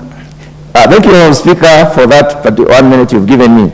It has been recognized that that this information is actually indispensable. We are able to observe methods of dispensation, particularly due to the capability to provide timely and dynamic spatio-temporal information. Spatio-temporal in this case is information in time and space. So we're able to get to know what basically happens. The other thing that satellite remote sensing can do is detect the information in many different variables at the same time. We can collect information on clouds, we can collect information on aerosols, we can collect information on greenhouse gases, we can collect information on land use and land cover changes, we can collect information on glacial ablation, water and energy flux, and so on and so forth. So this information can be collected at the same time, and then it is interpreted to tell us how the world is behaving at any one time.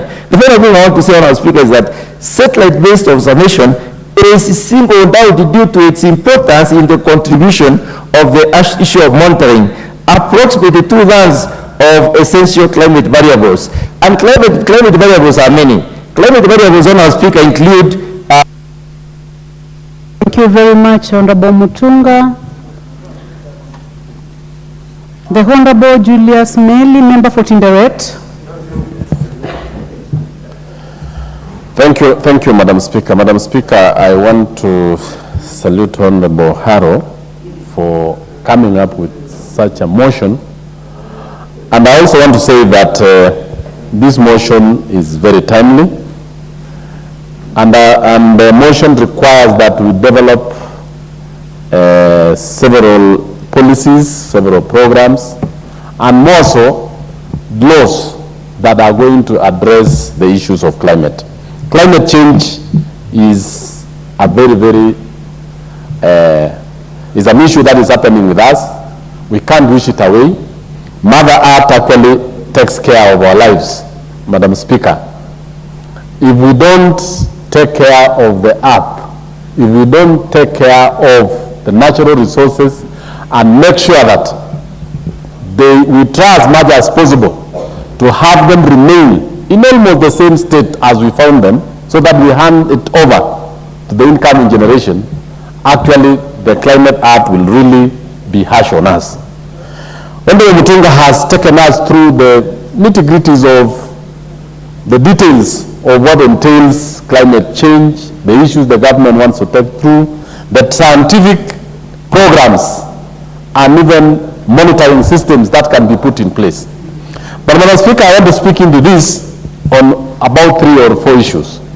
Number 1 is the issue of government policy on climate change and monitoring. Honorable Haro has just pointed out in this particular issue that the issue of us relying on traditional modes of monitoring is quite outdated. It cannot assist us to know how the changes are taking place in various expanse areas across this country. Yet our country managed to take a satellite into space that we need to utilize. And to utilize it adequately to make sure that we can report almost on spot on issues of climate changes taking place in various parts of this country. That is very important, Madam Speaker. 2, if we rely on the traditional modes of observation, observatory areas, it will actually be, first of all, it's not timely. 2, most of the instruments are not very accurate. And at times, it will actually get us. We cannot get the extent of the damage that has taken place.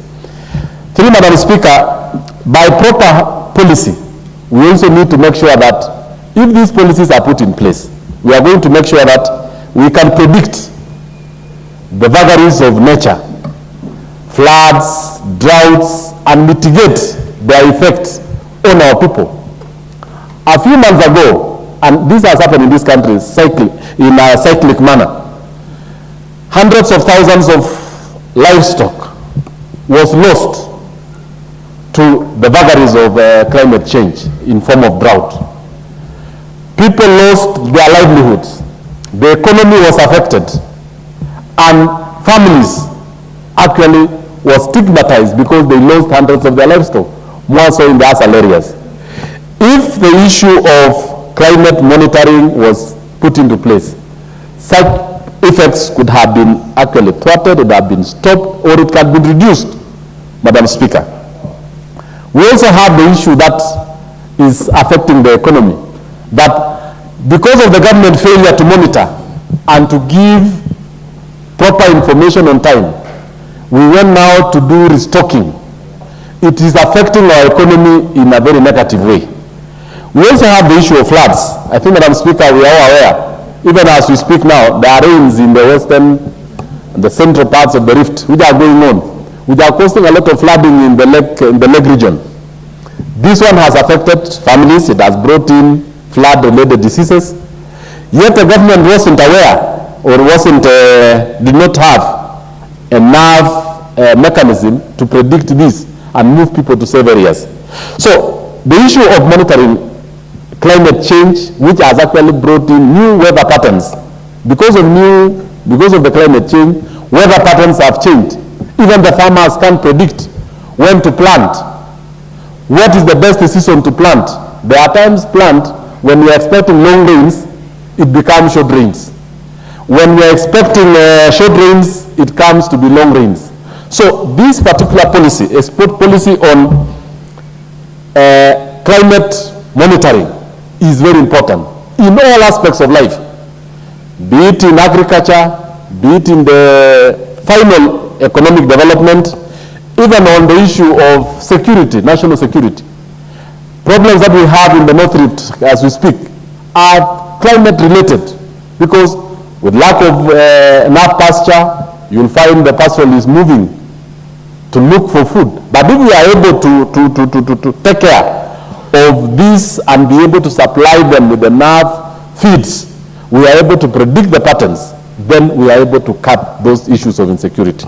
Madam Speaker, this is a very important motion, which I would request the House to really take it very keenly, because as we speak now, our general economy, our general stability of the country, and I want to thank the Excellency the President, because he has made it, climate now is at the core of this government, even the ministry that we have, the Ministry of Climate, Forestry, Development and Forestry, shows the importance that we need to put into the management of the nation.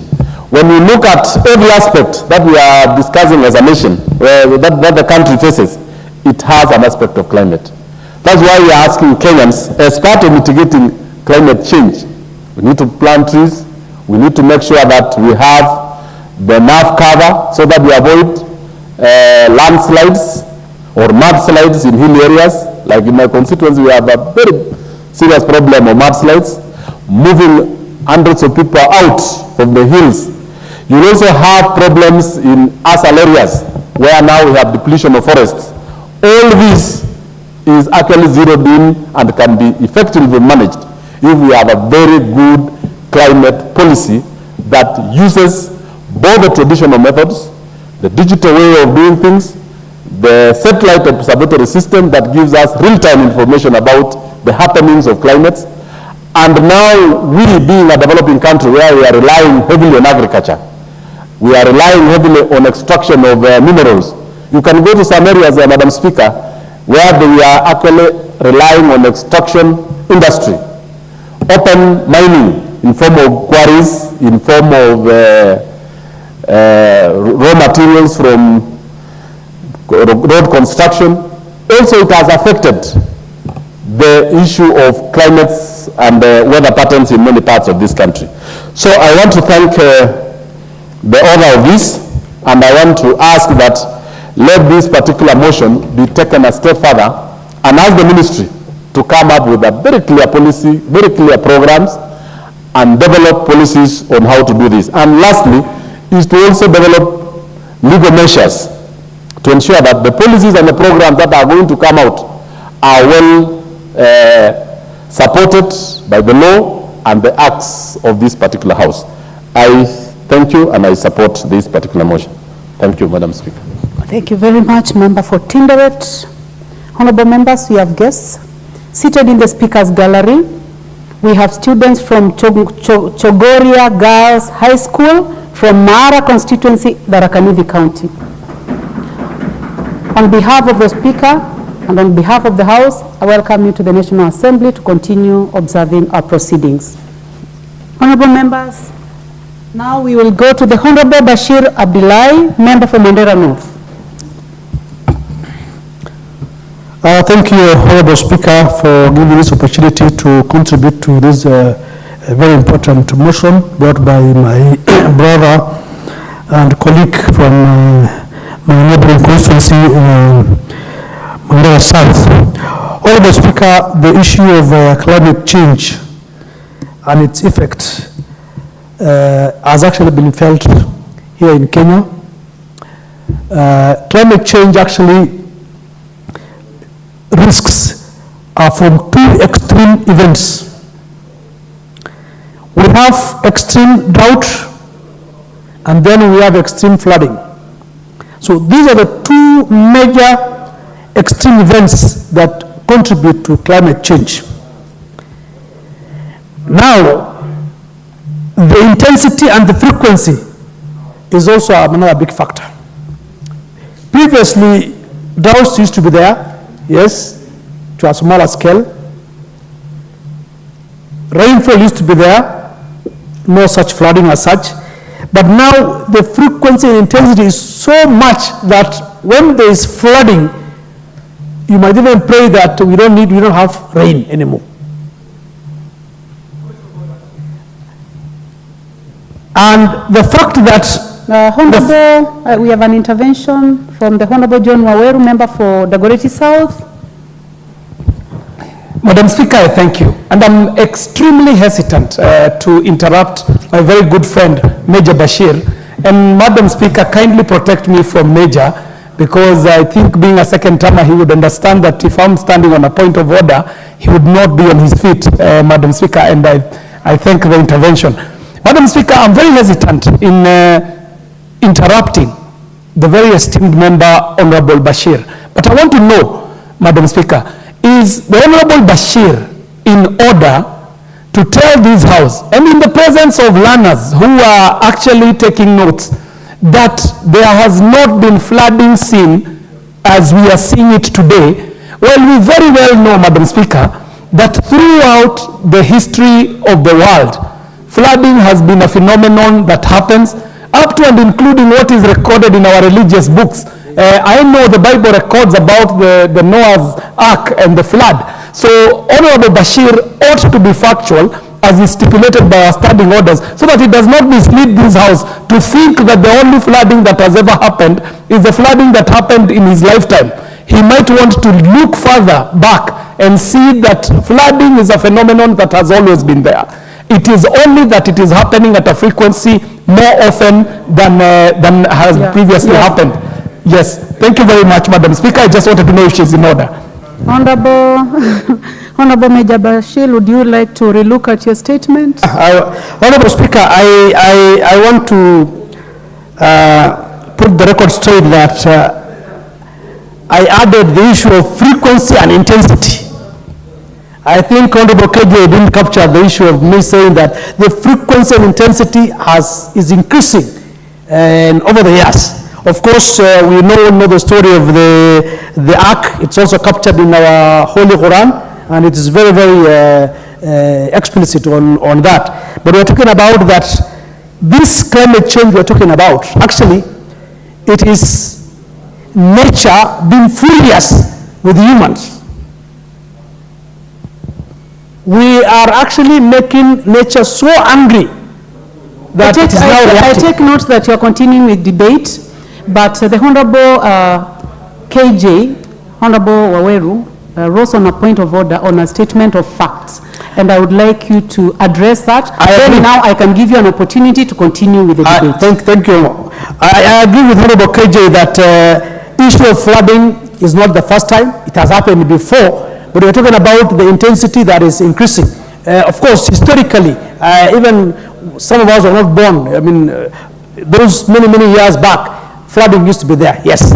But in those early years, way back before you were born, of course, flooding used to be there. So I agree with KJ that, but we're talking about the intensity and the frequency that we are seeing. Whenever now rainfalls come, it is two extremes. Climate change extremes are two factors. It is either one extreme on drought, another extreme on rainfalls. So that I think is quite important. But my point is that frequency and intensity is not the same as before. Sometimes it's too low, sometimes it's too high, and those are the effects that we have. KJ, I would like to give him a chance to Honorable Speaker, KJ is trying to interrupt on my time. I give KJ a chance. What is out of order now, Honorable? I take notice that the Honorable Bashir has corrected himself. And this being a house of debate, he can debate whichever way he chooses, but he has corrected himself on the fact. So, what else is out of order, Honorable KJ? Madam Speaker, he glossed over it and went on to make it even worse. Because he said, yes, he admits, then goes on to say that humanity is facing these results of climate change in a more aggressive way than has ever been seen before, which, Madam Speaker, falls flat on the issue of facts.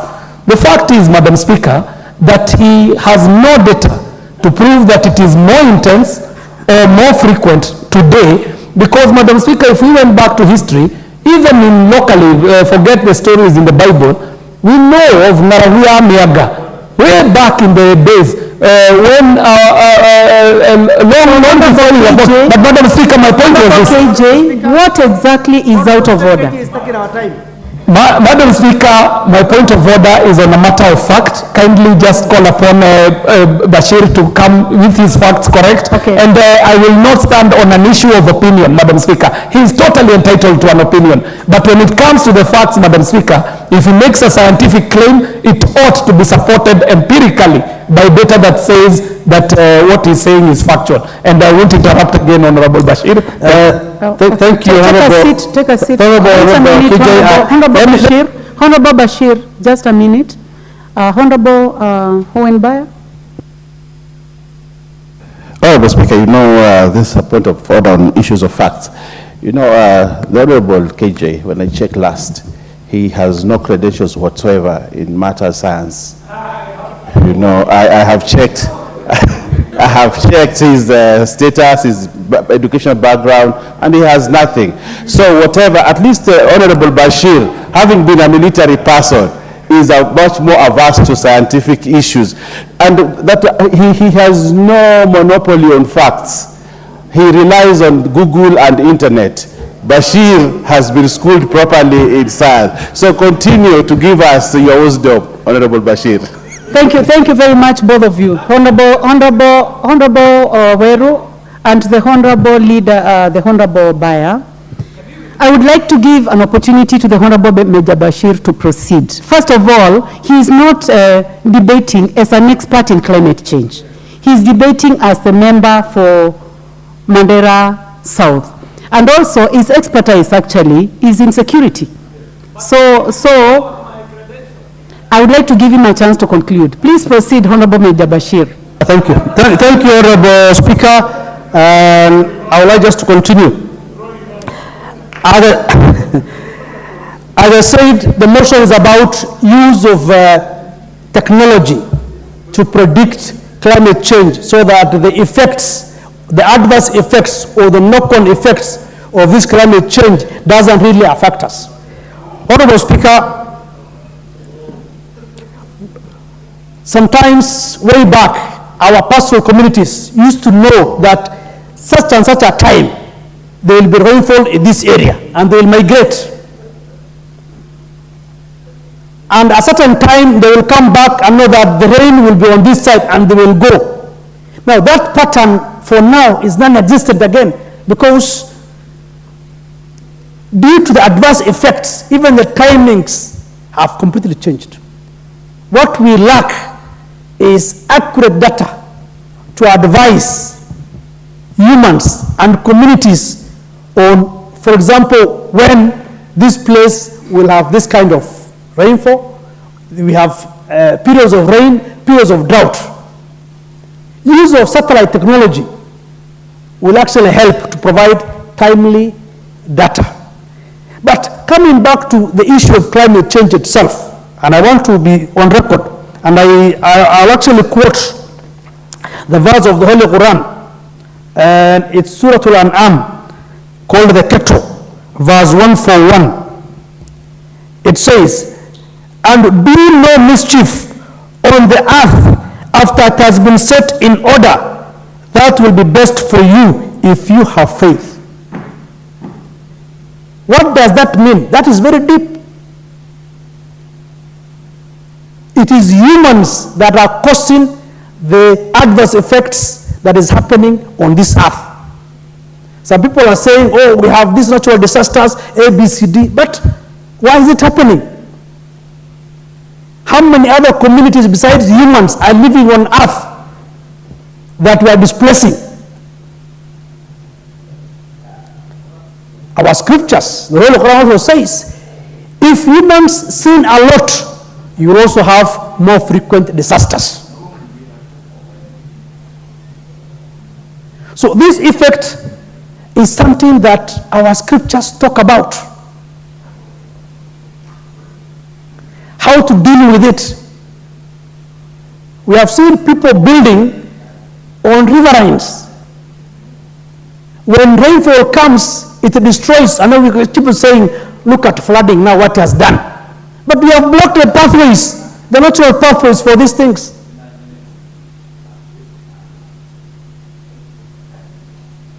Now we're reeling from the effects of this climate change. But coming back to the motion itself, we're in an era of technology, smart technology. Let us now make use of satellite technology to advise the farmers, to advise everybody so that planning can be done.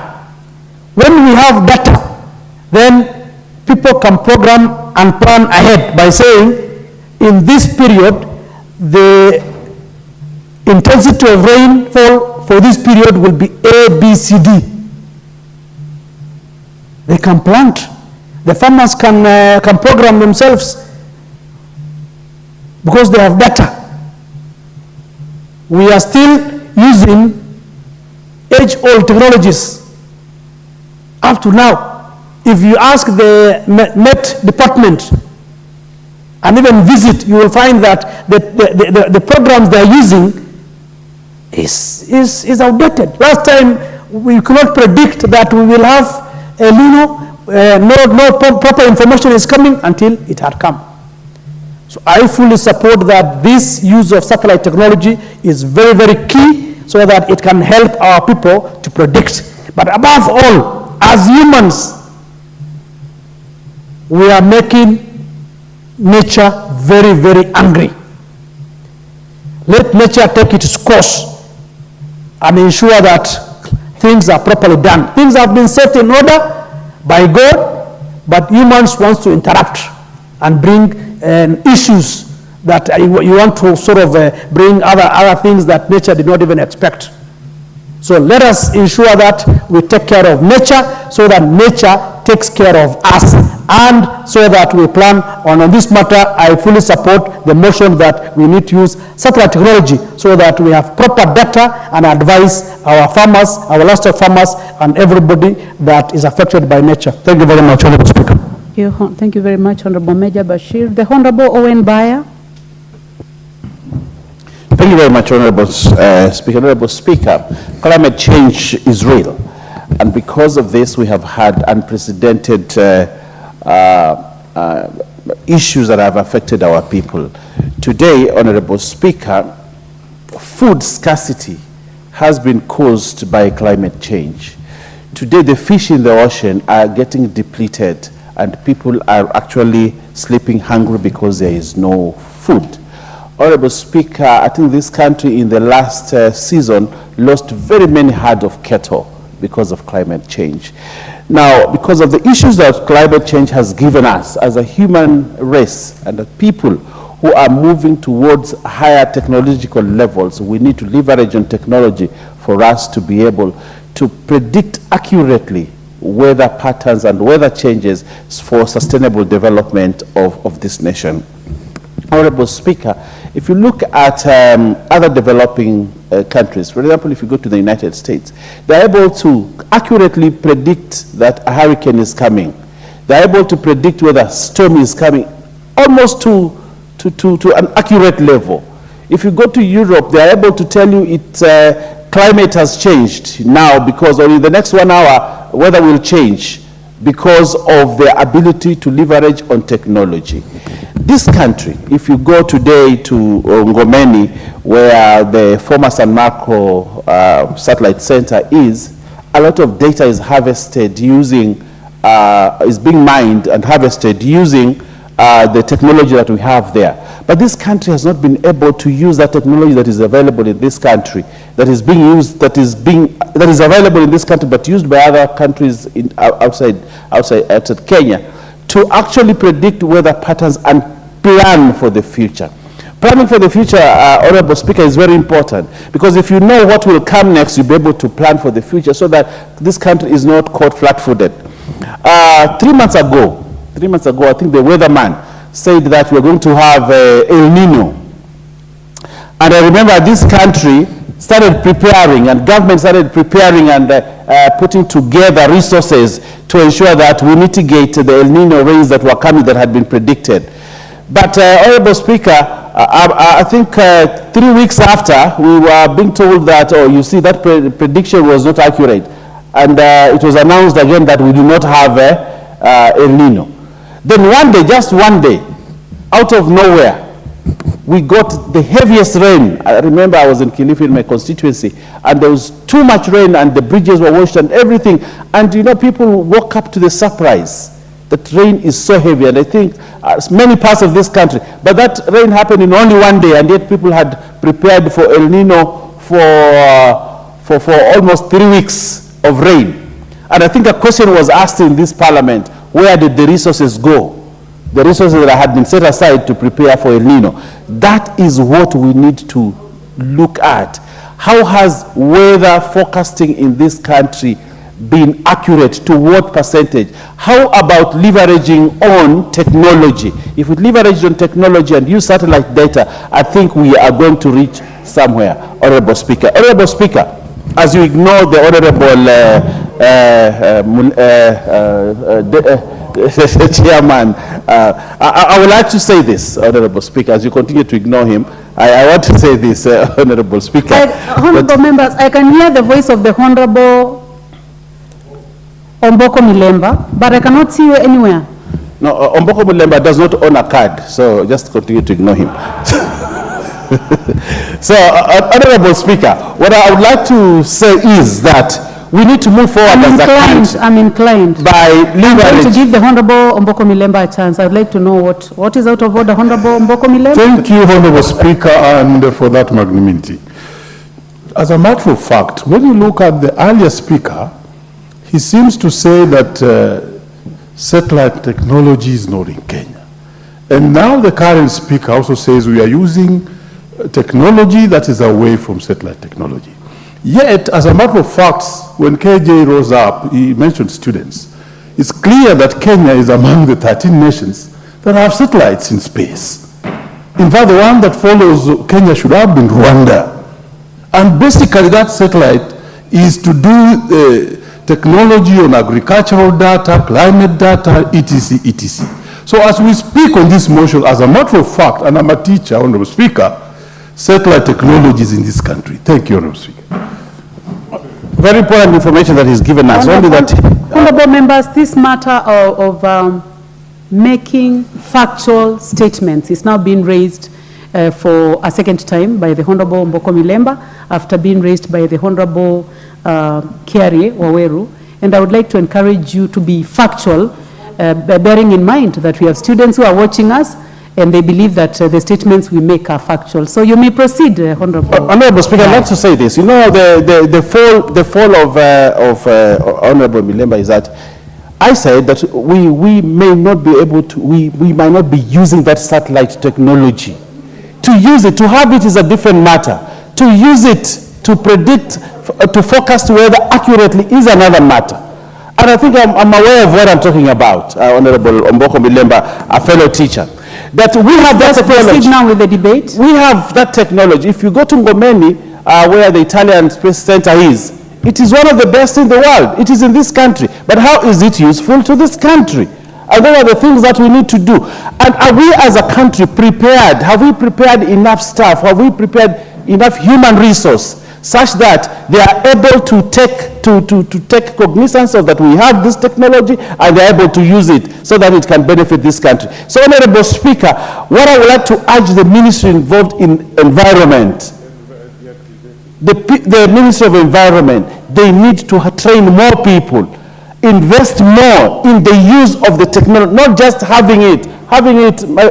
You know, my mother once told me that she wants me to buy for her a smartphone. And I bought her a smartphone. But the only thing she could use is to receive a call and make a call.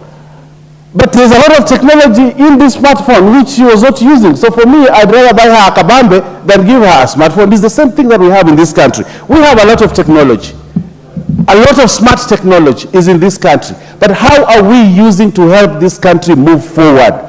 That's why this debate is very important, that we need to move forward. Apart from just having a policy, we need to look at how we are implementing that policy to ensure that this policy is helping this government and this country.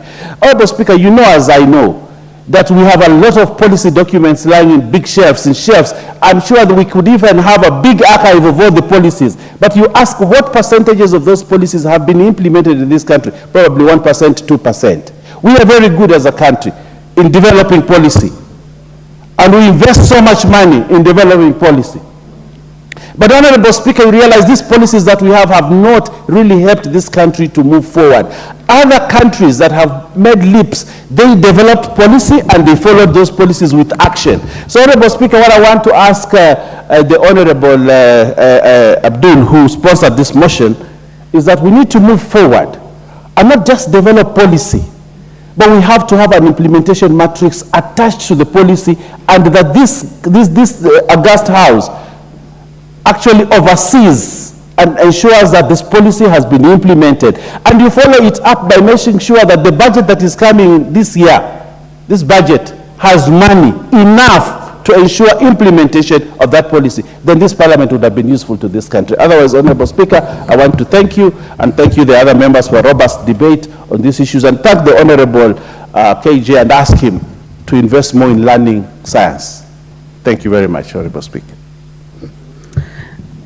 The Honorable Member for Mavoko, Honorable Patrick Makau. Thank you, Madam Speaker. Madam Speaker, I'm actually standing to be guided by you. Whether this motion is properly in this House. One, the motion seeks to develop a satellite-based climate change monitoring policy.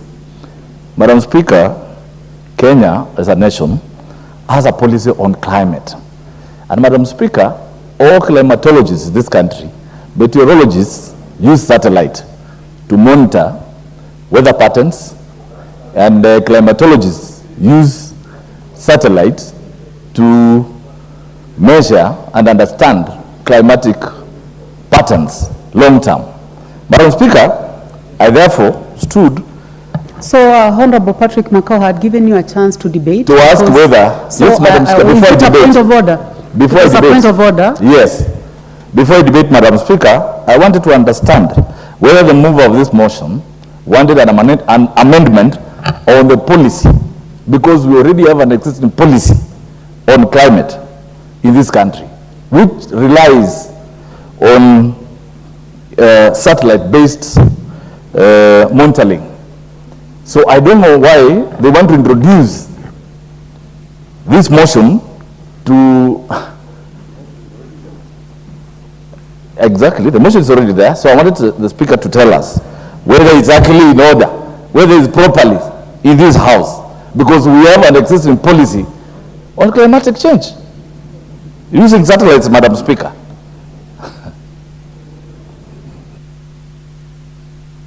Honorable Makau, I think what you're questioning is whether this motion is rightfully here.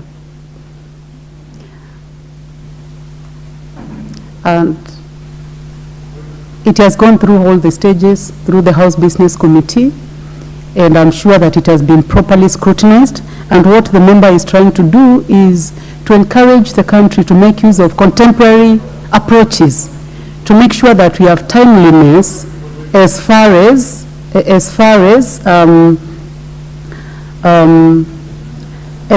dealing with weather forecasting is concerned.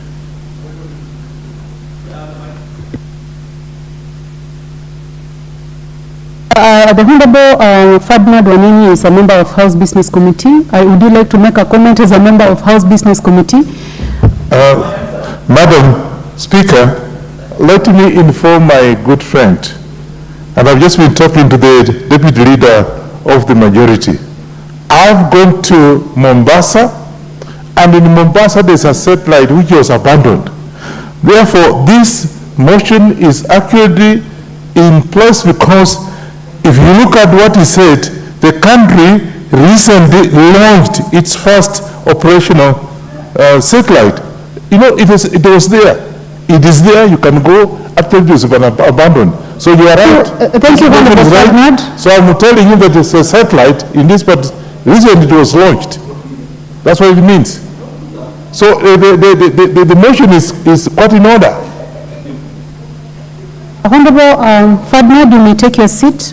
Honorable Makau, this motion is rightfully before the House, and I am now going to give you a chance to debate. Would you like to debate, or you just wanted to raise the point of order?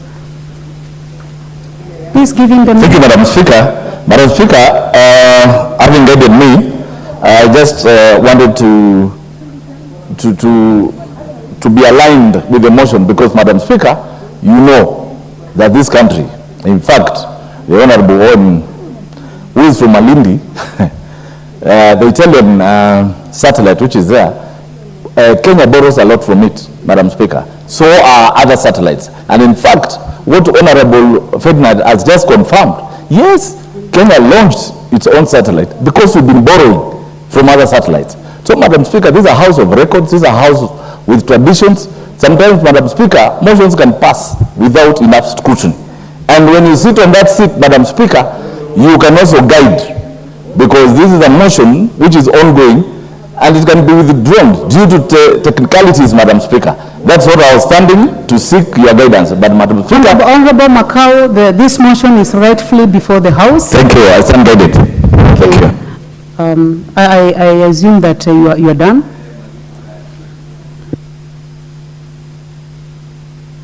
The Honorable Lynette Chepkorir, member for Bomet County, is she in the House? In the absence of the Honorable member for Bomet, I give a chance to the Honorable Lilian Gogo, member for Rangwe. I thank you so much, my sister, the Honorable Speaker that is sitting. Thank you so much. There was an emergency, and thank you for giving us an opportunity to go and handle it. I really appreciate you. And I want to thank my brother who has brought up this particular motion that has been duly debated. It's a very good idea. And I also want to say, Honorable Speaker, that moving forward as a country, we must rely on technology. And technology is what is being practiced. We have science, and then we have technology. Science generates scientific ideas as a matter of what goes on and the thought process, but when it comes to technology is what will benefit this country, the implementation of scientific systems and processes. And when my brother and senior proposes that we have our meteorological systems, the data systems, information technology appreciated in climatic change prediction and also climatic change practice, so that we can have an accurate data systems that will be reliable to the country. Honorable Speaker, I rise to support. And I also rise to support, Honorable Speaker, because if we have anything that we do as a nation pegged on law, pegged on proper legislation, pegged on proper policy, Honorable Speaker, it is a plus for the nation. So we want to have a system that is satellite-based, so that we don't make mistakes, so that our departments that predict the weather, the seasons, the happenings of nature, do not miss it. One of the members had earlier talked about AI, and AI is what is currently going on, Honorable Speaker. And this is the chair of ICT. He knows what he was talking about, Honorable Speaker. And we must go together with the rest of the world in the things that we do, Honorable Speaker.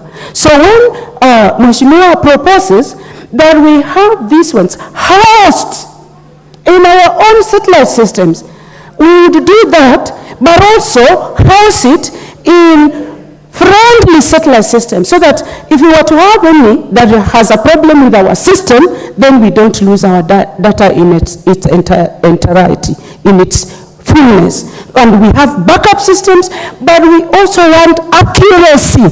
Honorable Speaker, we want efficiency and efficacy. That whatever we are going to do, Honorable Speaker, it is time-bound, and apart from being time-bound, it is a deliverable. And it is a deliverable to who, Honorable Speaker?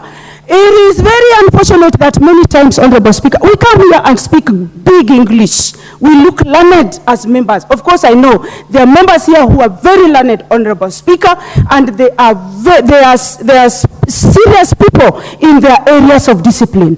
But when I came to talk about efficacy, Honorable Speaker, I want the things, the matters, the issues, the ideas, the policies, and the laws that we legislate on matters that affect the various disciplines must eventually be practiced to benefit Wanchiko.